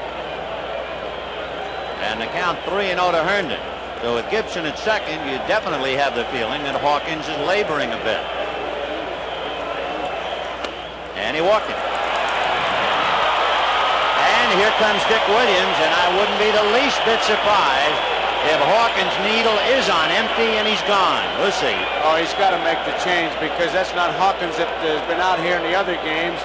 He is kind of struggling. He's kind of aiming the ball, and Williams has to go right now. He can't second guess himself. Lefferts will be in this game. I can't tell you how many times you sit upstairs and you see a pitcher get out of a really tough jam, and all you have to do is wait. And a lot of times he has spent it all, and Hawkins has spent everything with 58 pitches.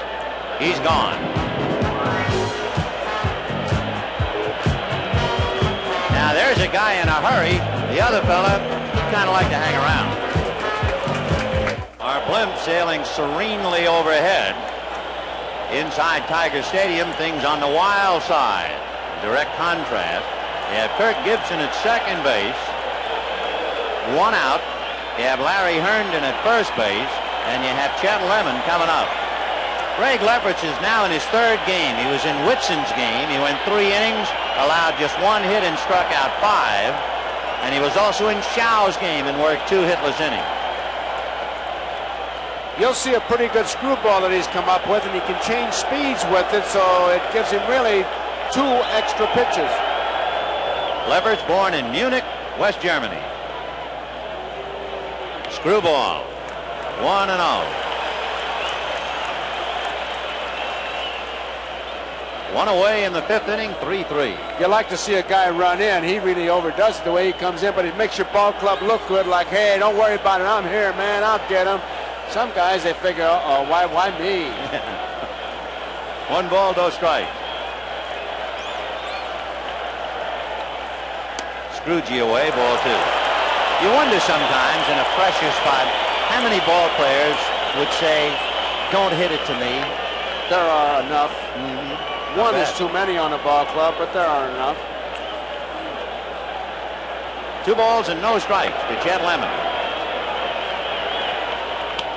And now he's in trouble. 3-0. He might not be so happy he ran in. He's going to regroup now. He knows he's in a jackpot. Lemon took a good look at Grammas, but you tend to doubt that he turned him loose 3-0. Lemon 3-0 and a left-hand hitter on deck. Remember, Johnny Grubb batted for Garvey. Gibson at second, Herndon at first, 1 out. Strike. Up around the armpits in the high portion of the zone. Here comes a very, very difficult pitch that he's going to have to make. Here's the 3-0 pitch.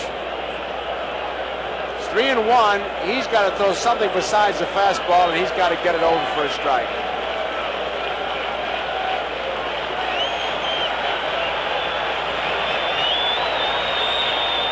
And he walked him. The bases are loaded with 1 out. So the Tigers had the bases loaded with 2 out in the 4th. Now the bases loaded and 1 out in the 5th. Rusty Kuntz coming up, and Dick Williams twisting and turning again as he chews on his sunflower seeds. Sparky's been doing a little chewing and a little spitting himself.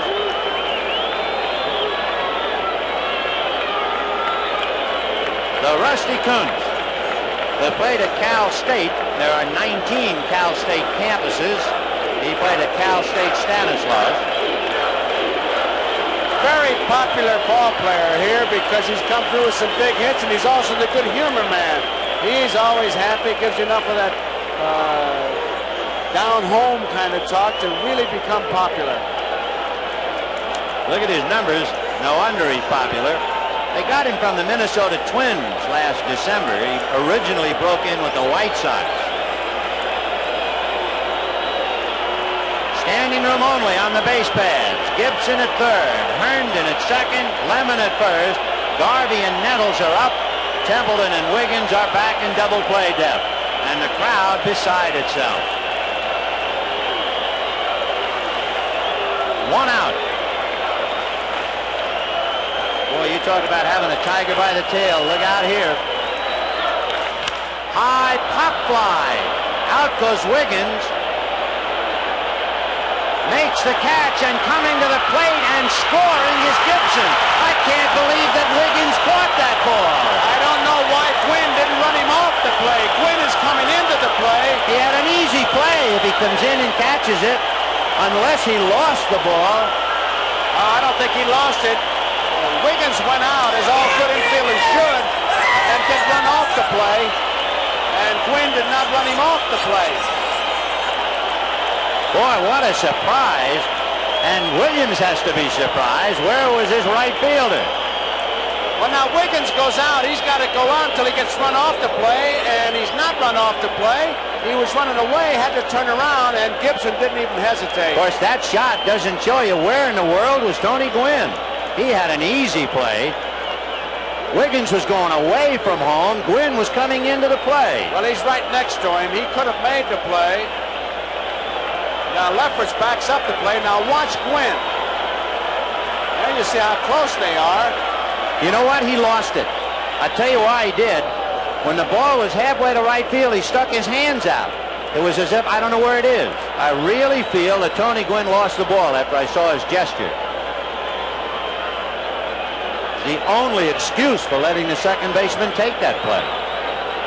So it is 4-3 Detroit. Foul back by Darrell. Take another look. Watch his arm. Well, I think that's after the fact. Yeah, it is. It's before that Gwynn put his hands out. You have it, but you have to see the very beginning. Big play. Meanwhile, Herndon at second and Lemon at first. Ball 1, 1-2. Don't overlook Gibson's speed on all this. Remember, Gibson, he went to second on a fly ball to left field, went to third on the walk and a pop fly. His speed paid off.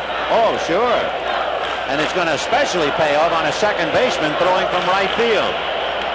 Strike 3 called, and what a big play that pop fly becomes. The Tigers should not have scored, but they did.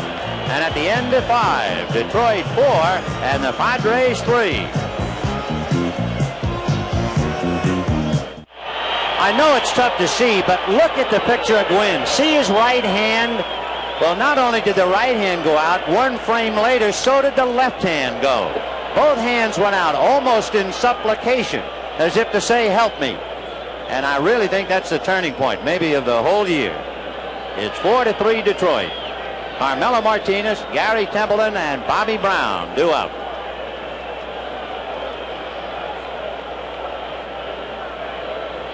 Fouled away, 0-2. It certainly is a play that I think 100 times this year he's made. Oh, sure. Because you just run the infielder off the play, it didn't happen, and there has to be a reason. And I'm sure Gibson was tagging, thinking if he takes it, I got a hold. Second baseman catches it, he's gone. 0-2 to Carmelo Martinez. He singled and struck out in the dirt. Oh, that might have hurt Parrish. Let me tell you, he blocked that, but I think he took it. There is Gwynn. Parrish down on one knee.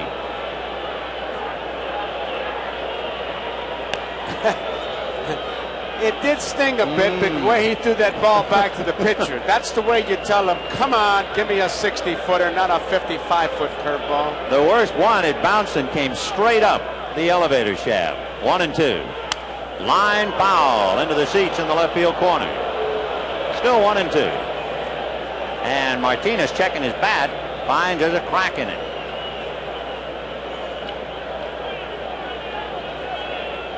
$51,901 the paid attendance.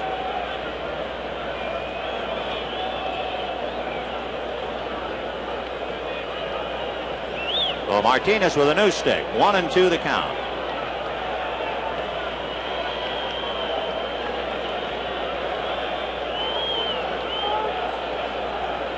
Four, 3 Tigers, top of the 6th. Breaking ball, got him looking.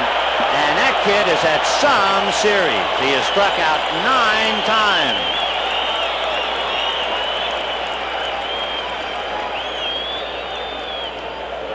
Friends, this telecast presented by authority of Major League Baseball may not be reproduced or retransmitted in any form without the express written consent of Major League Baseball. Now, if you're going to let an infielder go out and run an outfielder off the ball, this might be a guy who could get away with it because Templeton has a great arm. Grounded out and doubled, 1 for 2. But it's always the momentum that's a factor, too, because they're running away from the play. Yep. Boy, what a big play that is. On a pop fly into shallow right. 1-1. Slice foul. 1-2. Did he break his bat? Oh, this Lopez will do that to you. He can jam you inside with that hard slider. It's a biting slider. And he doesn't break it in half, but he puts enough of a dent in it, you got to get a new one. It's right on the thumbs, huh? Oh, yeah, right at the belt buckle is the shot. You'll see it. Digging in, you see it coming across? It's a biting slider. Great for the bat business. Oh. One reason the kids have gone to, what, aluminum? Aluminum bats, cheaper. Now back.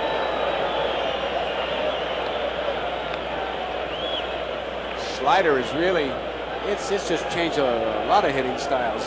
Changed a lot of careers. And of course, so many ball players like all the weight in the meat end and a very thin handle. Boy, they'll string your violin all night with it. That's hit in the alley in left center field. Herndon.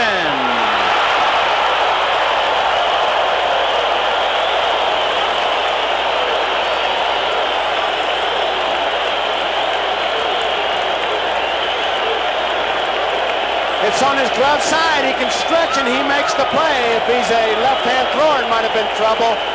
But he really galloped over there and closed that gap in a hurry. Here's a good look at it. Watch him stretch out to get it. And you see his shoes going deep in the grass. It's a very slow outfield here. In fact, Templeton doubled in the 4th inning on the ball, and a lot of ballparks would have gone to the wall. Strike.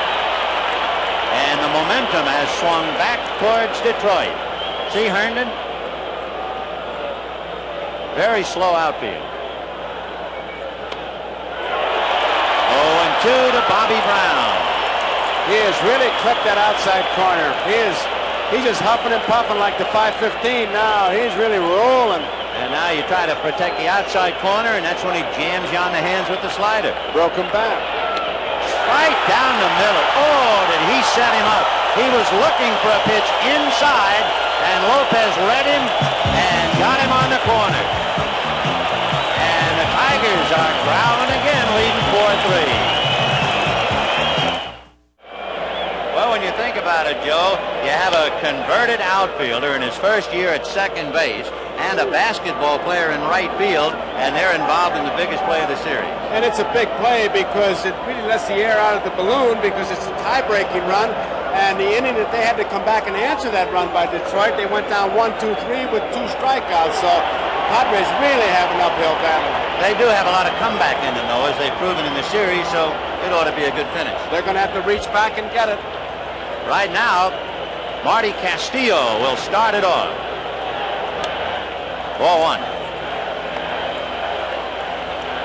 Castillo followed by Whitaker and Trammell. Marty struck out, called out, and singled in the 4th inning. 1-1.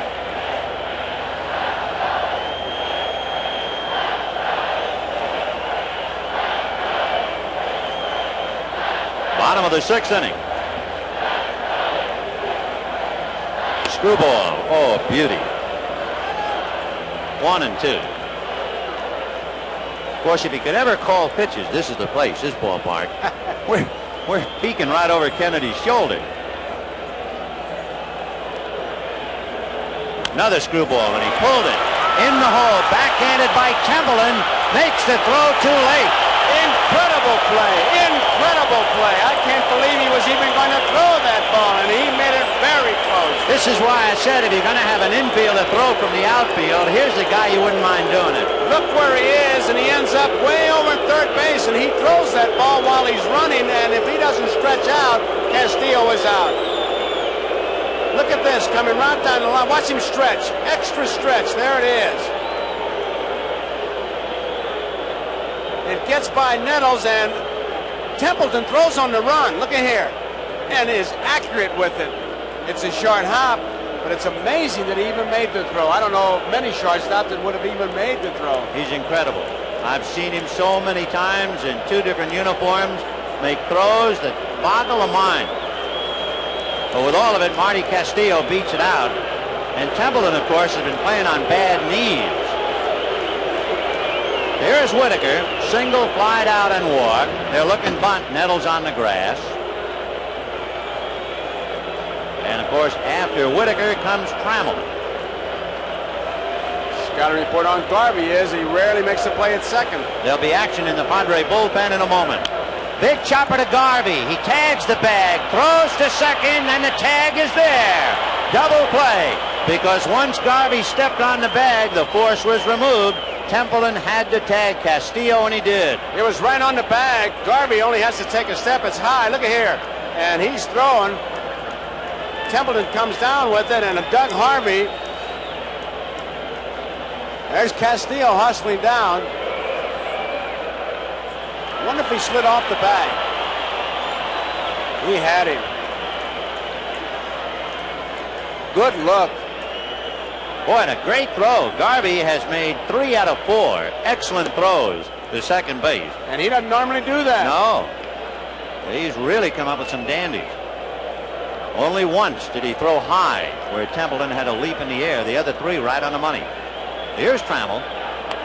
2-0. Down in the Padre bullpen. Who do you think would be throwing this time in the game? You got it.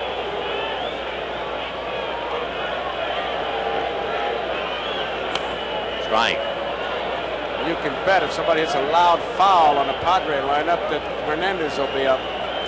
You know what's interesting about Gossage? You probably won't believe this unless you really check the record books close. 2-1. In there. In the last 8 World Series games in which Goose Gossage was eligible to pitch, he has never pitched with a lead. Now that's a shocker, huh? 2-2. On deck, Kirk Gibson.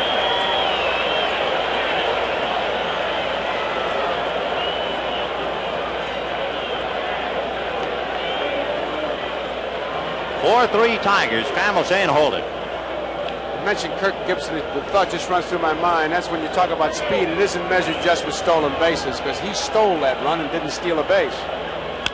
Line drive off the glove of Nettles. He should have caught it. The throw to Garvey. Got him anyway. Another great throw by Gary Templeton. Nettles has it, and it spins away. And there's Johnny on the spot. Barehanded. And he gets something on it. We'll be right back after these messages from your local station. Here's that last play. You call it. You see the ball. You see his foot. Safe. But the history books will say out. And that's Mike Riley called him out, and that's all that counts. 5-6-3 on that play. Now we go to the 7th inning. Lopez has struck out 3 of the 4 batters he has faced, and 14 of his 18 pitches have been strikes. And Wiggins has to get on some way, somehow. Castillo's in close at third, but he's been able to drag that ball past the pitcher, and let's see. He hasn't tried to bunt. Now he takes a strike. Lopez not that good a fielder, the big guy, and if Sparky's instructions hold true, he'll break towards first base because Castillo's taking away the bunt from third. 0-1.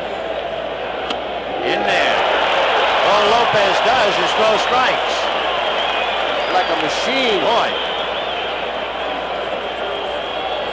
0-2 to Alan Wiggins. And another one. Punched him out.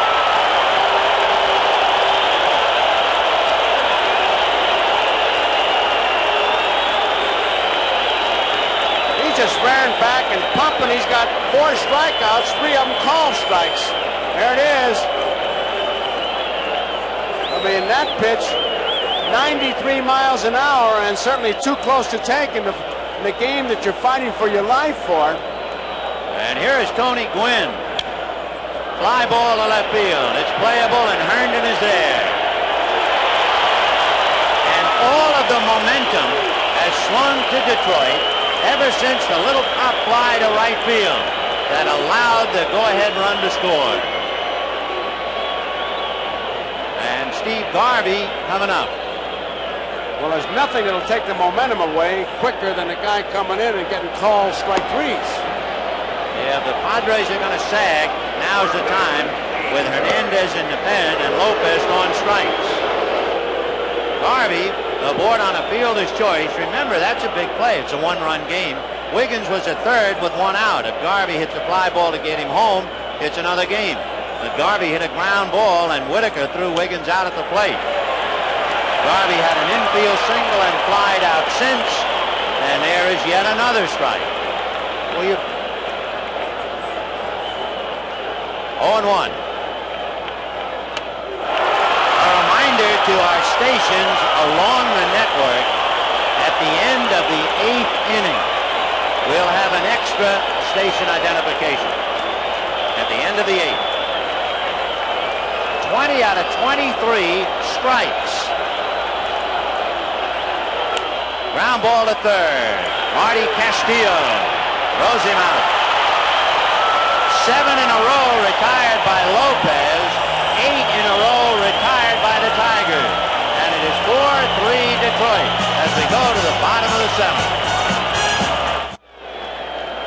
here it is, the biggest single play in the 1984 World Series. Bases loaded and 1 out. A fly ball to shallow right, normally caught by the right fielder because he's coming into the play. Instead, Wiggins goes out. It's our contention that Gwynn had lost the ball. That allowed Wiggins the chance. And the big play, Gibson comes home to break the tie. It's the kind of a play that the outfield takes charge for some reason, Ben, and we'll have to wait and see what he says. Did he lose it? Did he not call it?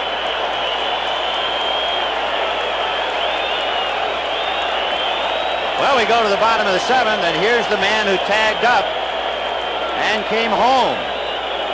Kirk Gibson, a 2-run home run, walk, and a single off Nettles' glove. 2 for 2. Big guy really coming alive today. Ball 1.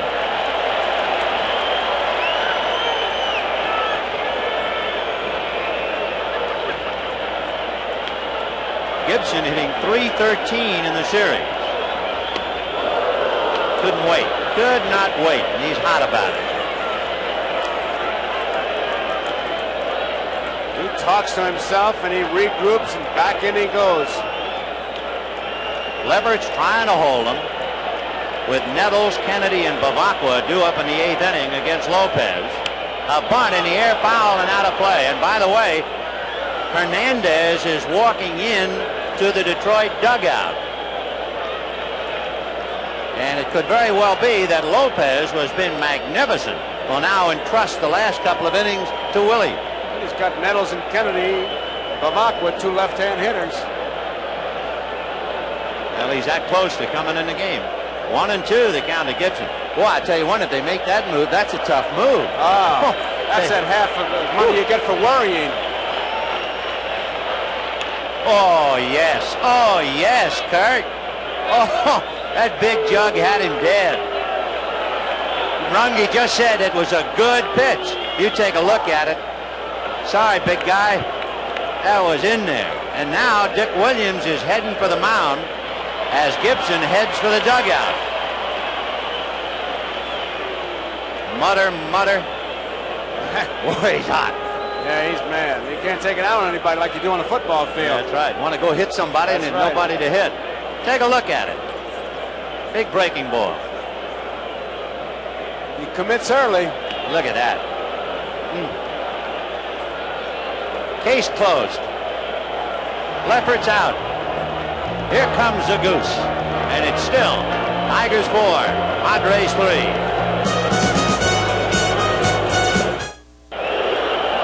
So the Goose is here, but as we mentioned, he's not leading.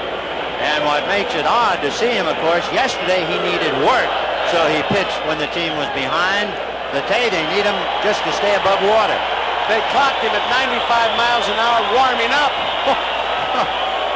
Well, Lance Parrish will face him with 1 out in the 7th. 4-3 Detroit. Fouled away. Parrish singled, twice flied to left. In the 5th inning, his fly ball was important. He went deep enough to left to Martinez that Gibson could get the second. And he lines it to left. Back goes Martinez. Gone.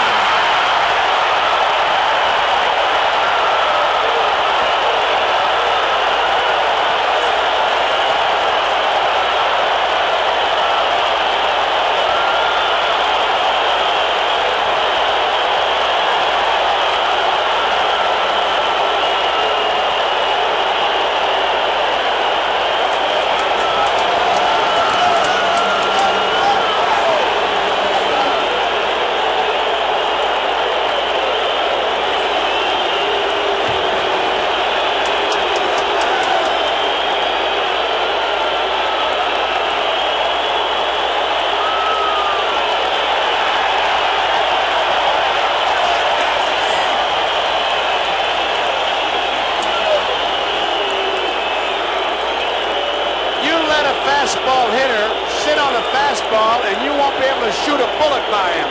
That fastball was clocked at 97 miles per hour And one other note, Sparky Anderson on NFL 84 said Parrish would hit a home run. So now he's become a predictor, prognosticator. Sparky the prophet. And Lance Parrish wears 13. It was unlucky for Gossage.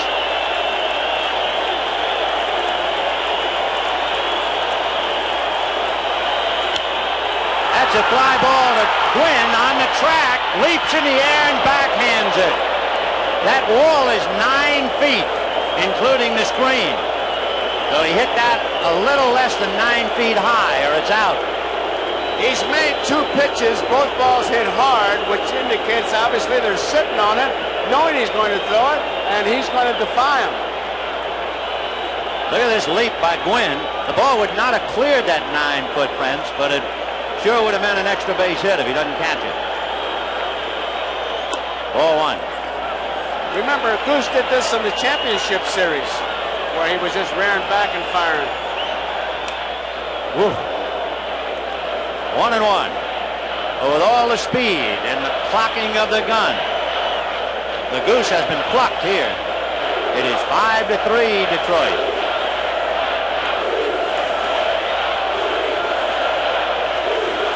Breaking ball, and he singled a center. He might have even cracked his bat. A slider in on the hands.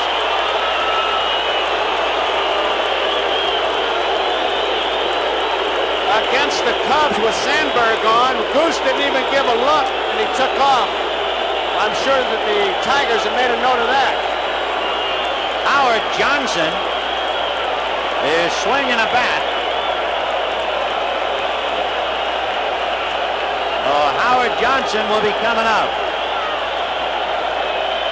Johnson is a switch hitter, and he'll go from the left side of the plate.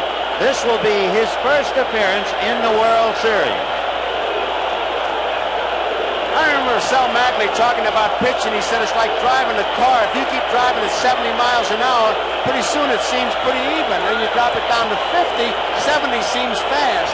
So you got to keep changing speeds to some degree. And Goose is coming at 97, but it's 97, 97, 96, 97, and they've been able to sit on it. Einstein's theory of relativity even applies in baseball. And there goes the runner, ball 1, the throw down, he's in there. Shades of Ryan Sandberg. Gossage never looked, never tried to hold him on.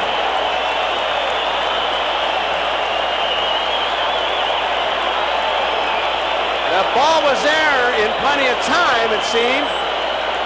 Lemon with a head-first slide. Now watch when he gets the ball. He just didn't get in behind it. Lemon at second with 2 out, 1 ball and no strike. Howard going after a high pitch. You know, I remember years ago, I asked Jim Gilliam, the late Gilliam, what's the toughest thing about being a switch hitter? You know what he said? Getting hit by the ball, because you're hitting backwards like Alice in the Looking Glass. Fastball, a broken bat, ground ball to Wiggins, boots it, and Lemon's at third, and he took too much time in the first place. He's simply nonchalant, that one, and that there's nothing you can say except it's an error, and the house is starting to really crumble. Look at this. It's one thing to be cool, but that's being cold. I mean, he took forever to get to the ball. He waited for it. He could have charged it on the other half. And here is Evans now trying to put the Padres away. Tigers are at first and third. 2 out, a run over. 5-3 Detroit. High fly ball. It's playable. Bobby Brown. However, the big blow, the home run by Lance Parrish. 1 run, 2 hits and an error, 2 left. And as Parrish puts on the gear and Sparky whispers in his ear, the big guy takes the Tigers on the field, leading 5-3. Not only the fact that Goose Gossage is going to close it out, win or lose, but remember, we're playing under the American League rules, a designated hitter. That means you don't have to hit for a pitcher. So there's no reason to have any more pitchers down there. Had this been a National League game, even with Gossage pitching, they might have had to hit for him. They would have had people in the pen. But not this year, not in this World Series, not with the DH. So it's standing room only in the dugout. Can you imagine taking Aurelio Lopez out of the game? It was amazing when he was in there. The last 14 pitches he made were strikes, and he only made 25 pitches, and 21 of them were for strikes. As I said, the last 14 in a row. He was incredible. 4 strikeouts, 3 of them called. He just wind him up and he threw you a strike. Greg Nettles, a strike on the inside corner. Naturally, in Sparky's thinking, Hernandez gets back-to-back left-hand batters here. But it's not that much of a gamble, especially now with a 2-run lead. 0-1. High fly ball into shallow right center. A trio of Tigers. Whitaker.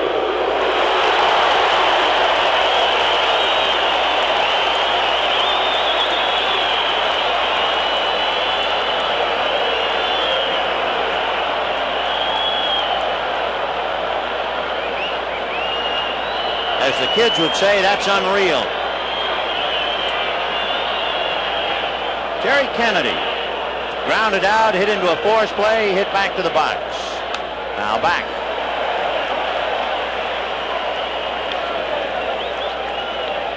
Padres are starting to wonder, doesn't anybody miss the strike zone? After looking at Lopez, and now Hernandez has done nothing but go right after the hitters. Well, that's what you want your relief pitcher to do, throw strikes with something on it. Stay away from that base on balls, that's what kills you. 0-1. At Whitaker.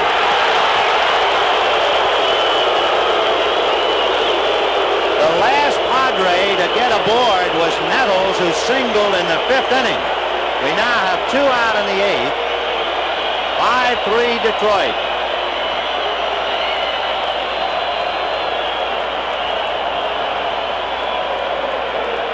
The bread and butter pitch for Hernandez is a screwball. Look at his elbow, his arm. He turns it over to rotation. Kennedy hit it pretty hard. He didn't get it in far enough. Burkeen did that to Williams in the 46 World Series. Left-hand hitter, left-hand pitcher, break it in on the hands. He kind of got it out over the plate. Here's Bavacqua, flied to left, walked and struck out. 0 for 2. Fastball and a high drive in the left field. Herndon looking up, and this one gone. So after we show you his specialty screwball, he throws Bavacqua a fastball. We got a game again. Tigers 5, Padres 4. And when you hit him that hard, you're looking for it. And Bavacqua is a smart hitter. He figured he'd get ahead of me because the other 2 guys didn't stay up there too long. I'll look for the fastball and pop it, and he did, and they're back in the game. Just imagine if Kennedy's ball gets by Whitaker.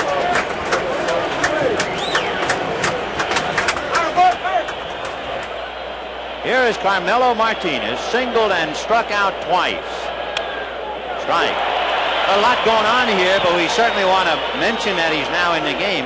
Dave Bergman took over at first base for Darrell Evans here in the 8th inning. 0-1. Curveball hit down the left field line. Herndon was deep. He has to come up and get it. Martinez is going to be waved for second and then quits and comes back.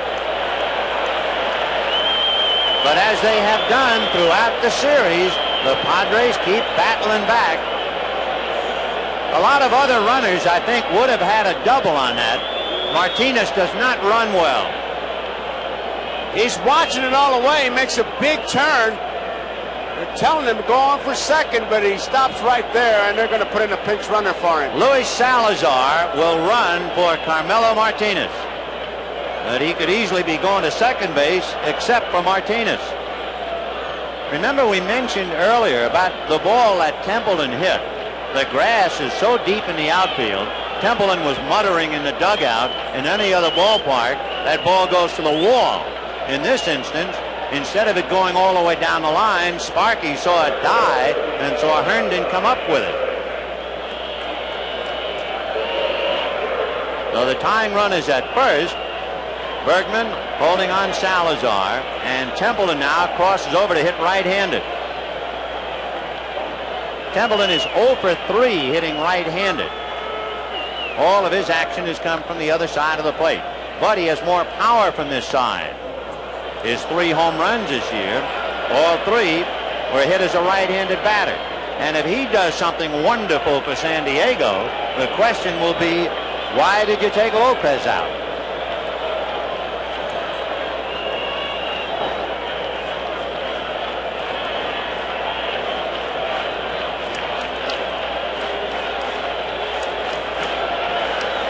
One ball, no strikes. Fastball, he was late. You think that's probably another problem about being a switch hitter? Playing the whole game swinging left-handed, then going around right-handed and having a little sluggish swing that way? I don't know how to answer that. I never did it. I would think it would be, but then again, he's been doing it all year. Of course, Hernandez is a little bit, he's a little bit quicker than you think. He's deceptive with his fastball because of that screwball. Got to look for the Scroogey, I think. 1-1. Nope, fastball, and he was late again. He got it in on the hand. So that's the thing. You got to look for his fastball, and he throws you enough screwballs to offset you.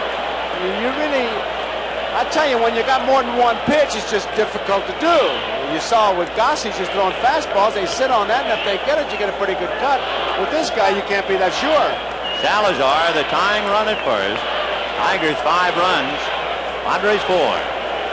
2 out, 8th inning. Fouled away. He'd have beat that right into the ground. The grub worms would have had it. That's what Charlie Dressen used to say. A worm killer. Worm killer. 1-2. It's straight down. He beats down on it. I guess on the artificial turf, it's a moth killer. 1-2. And they got him picked off. Bergman goes to Whitaker. The tying run is picked off.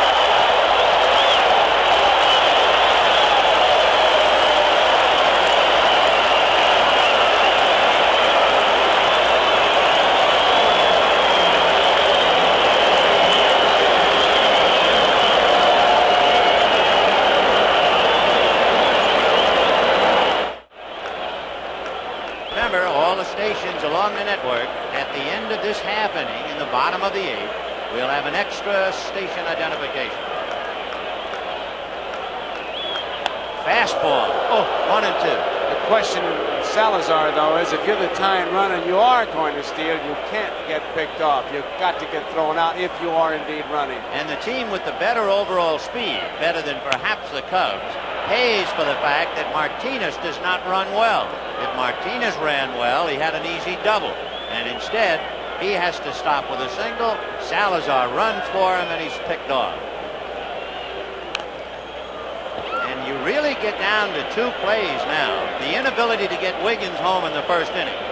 And the pop fly that was caught by Wiggins instead of Gwynn that allowed Gibson to come home. They'll haunt San Diego all winter. Well, that last play by Salazar is not exactly going to put him to sleep. 2-2.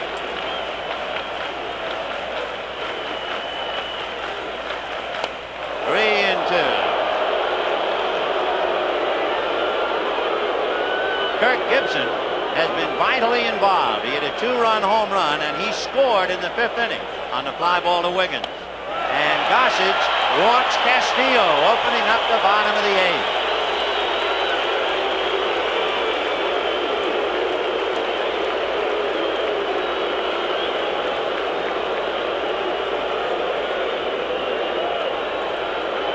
Lou Whitaker is the batter. Remember, Castillo singled in the 6th inning. They didn't have Whitaker bunting. They had him swing away, and Garvey turned to double play at first. With Trammell to follow, and their lead cut to 1 again, we'll see whether they have Whitaker bunting. Nettles, 1 step up in front of the bag, fouled away. 0-1. Goose made a throw to first base. Nothing else, letting Castillo know that I know you're there. Anderson has tremendous faith in Whitaker, even against steam or heat like Gossage. Being left-handed, he might just let him hack away. We'll see. Trammell on deck. Yep, he's got him around. Bunting a 1-hopper to Nettles. He's going to go to Templeton. He's off the bag. He missed the bag. He wasn't expecting to throw. He was off the bag. I can't believe what's happening. It's like Padre busters. I mean, the gremlins have hit the field. Guys are not catching fly balls. He assumed he was going to first base. Now watch this. Nettles, he doesn't hesitate, and Templeton is standing in front of the bag. He's in front of the bag. He got caught in a cookie jar. Look at the look on Templeton. You don't have to say anything. He's so shocked. Oh, my goodness. He can't believe he did that himself. He was in front of the bag. I mean, it's a real Halloween finish. There's the bunt to Gossage, and he has to throw to Wiggins.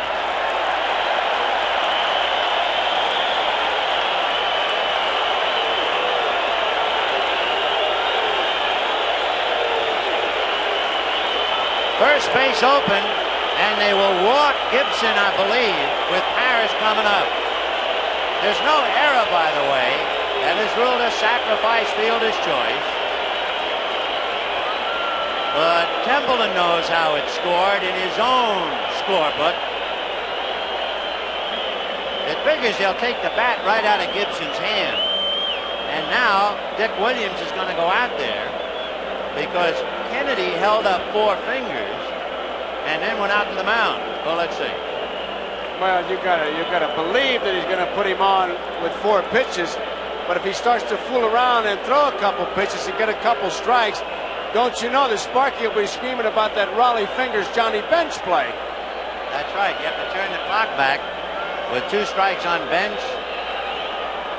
Dick went out to the mound, talked to Fingers. Tennis held his hand out as if we're going to put him aboard. Suddenly, Tennis dropped into a crouch. Bingo, strike 3. Well, they're making a decision here, and Williams is in charge. You know what's interesting? Kirk Gibson made his major league debut, his very first at-bat in the big leagues, against Goose Gossage. That's a great way to break in. And Gossage struck him out on 3 pitches. Blew him away, Sparky says. And maybe because of that, Gossage is saying, I can get him. Well, we'll see. Ball 1. The infield is up. They give Gibson the left field foul line. Brown is in left. And there it goes!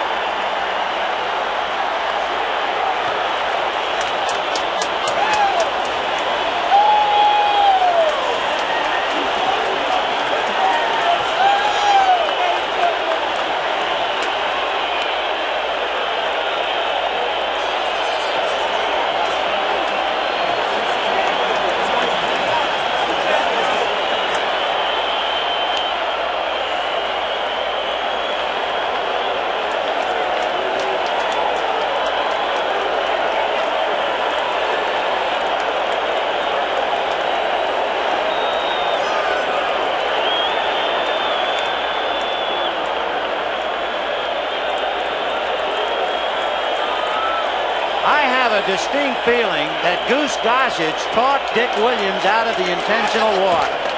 And that'll be another one of those things that'll haunt Dick Williams, because it looked like they were going to maybe set up the double play, but Williams was doing all the talking. I know Kennedy figured to walk him. He held 4 fingers up.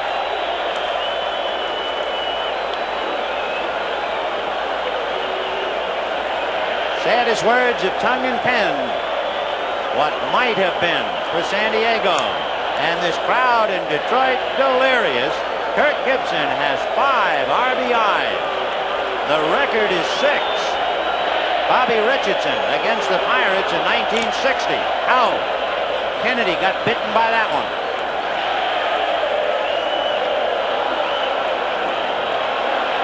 They are singing goodbye.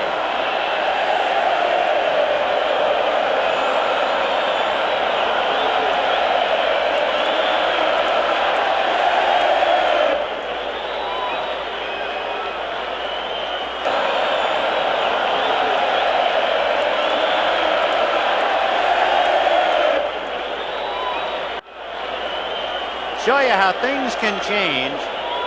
Does this man look like the same man who was so angry in the 7th inning? And does this look like Gary Templeton, who was left at the plate when Salazar was picked off and was left in front of the bag on the sacrifice? Fouled away. That tells it all, doesn't it, Joe? Yes, it does.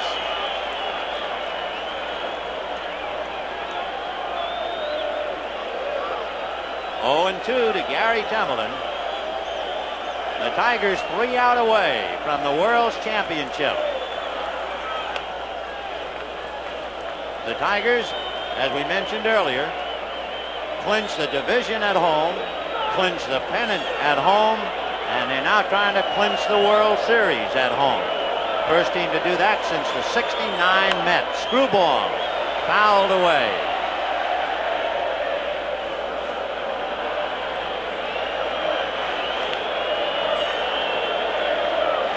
On deck, Bruce Bochy. He'll bat for Bobby Brown.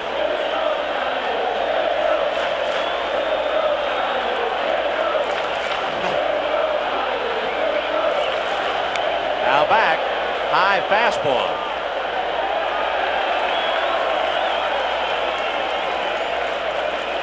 If pictures tell the story, look at the Padres.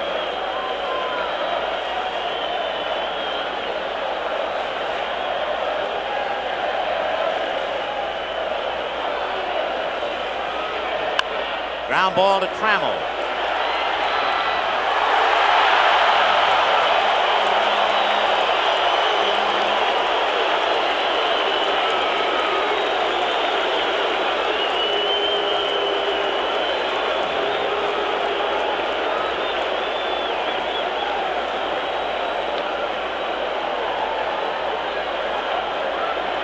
Bruce Bochy, born in France, 29-year-old. He's the backup catcher to Terry Kennedy. Fastball.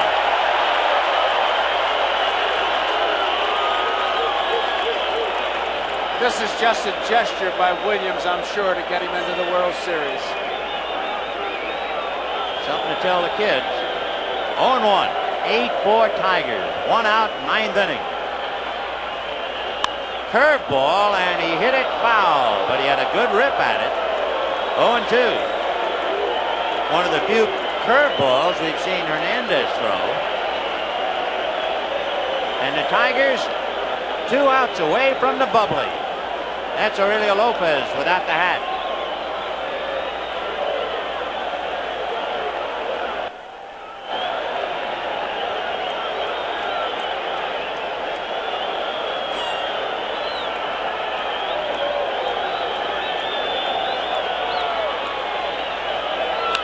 Line drive, base hit. So Bochy off the bench, singles to left. And the Padres, one last chance to fight back.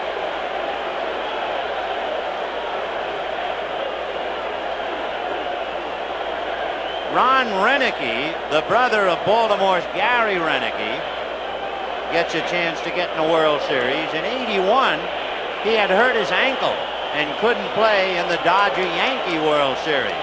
This year, he wasn't eligible until McReynolds hurt his wrist. So you see, fate has a way of evening up, I guess. And here's Wiggins. 4-1. From day one of the season, the Tigers have been in first place. Incredible team. Incredible year. And this is the capper. Fouled away.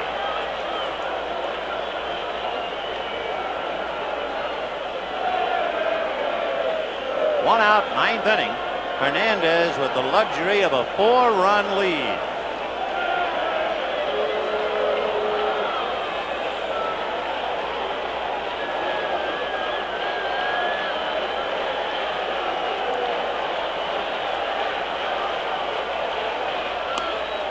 Two and one. Little Scroogey that stayed very high and ran away.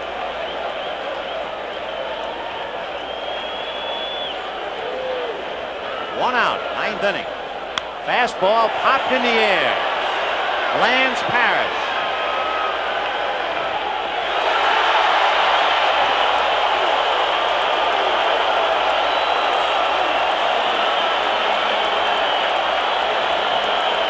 Don't forget, we'll take you into the locker room after this game if the Tigers hold on to any part of this 4-run lead. And the way this crowd is going, we're just going to be quiet and let you listen and enjoy it to your heart's content. Johnny Grubb, preparing for the onslaught, took his cap off and put it in his shirt. And that's why most of them have their caps off. They'll be running out there. Fans love to, even Tracewski, he doesn't like to take his hat off. He hasn't got that much grass.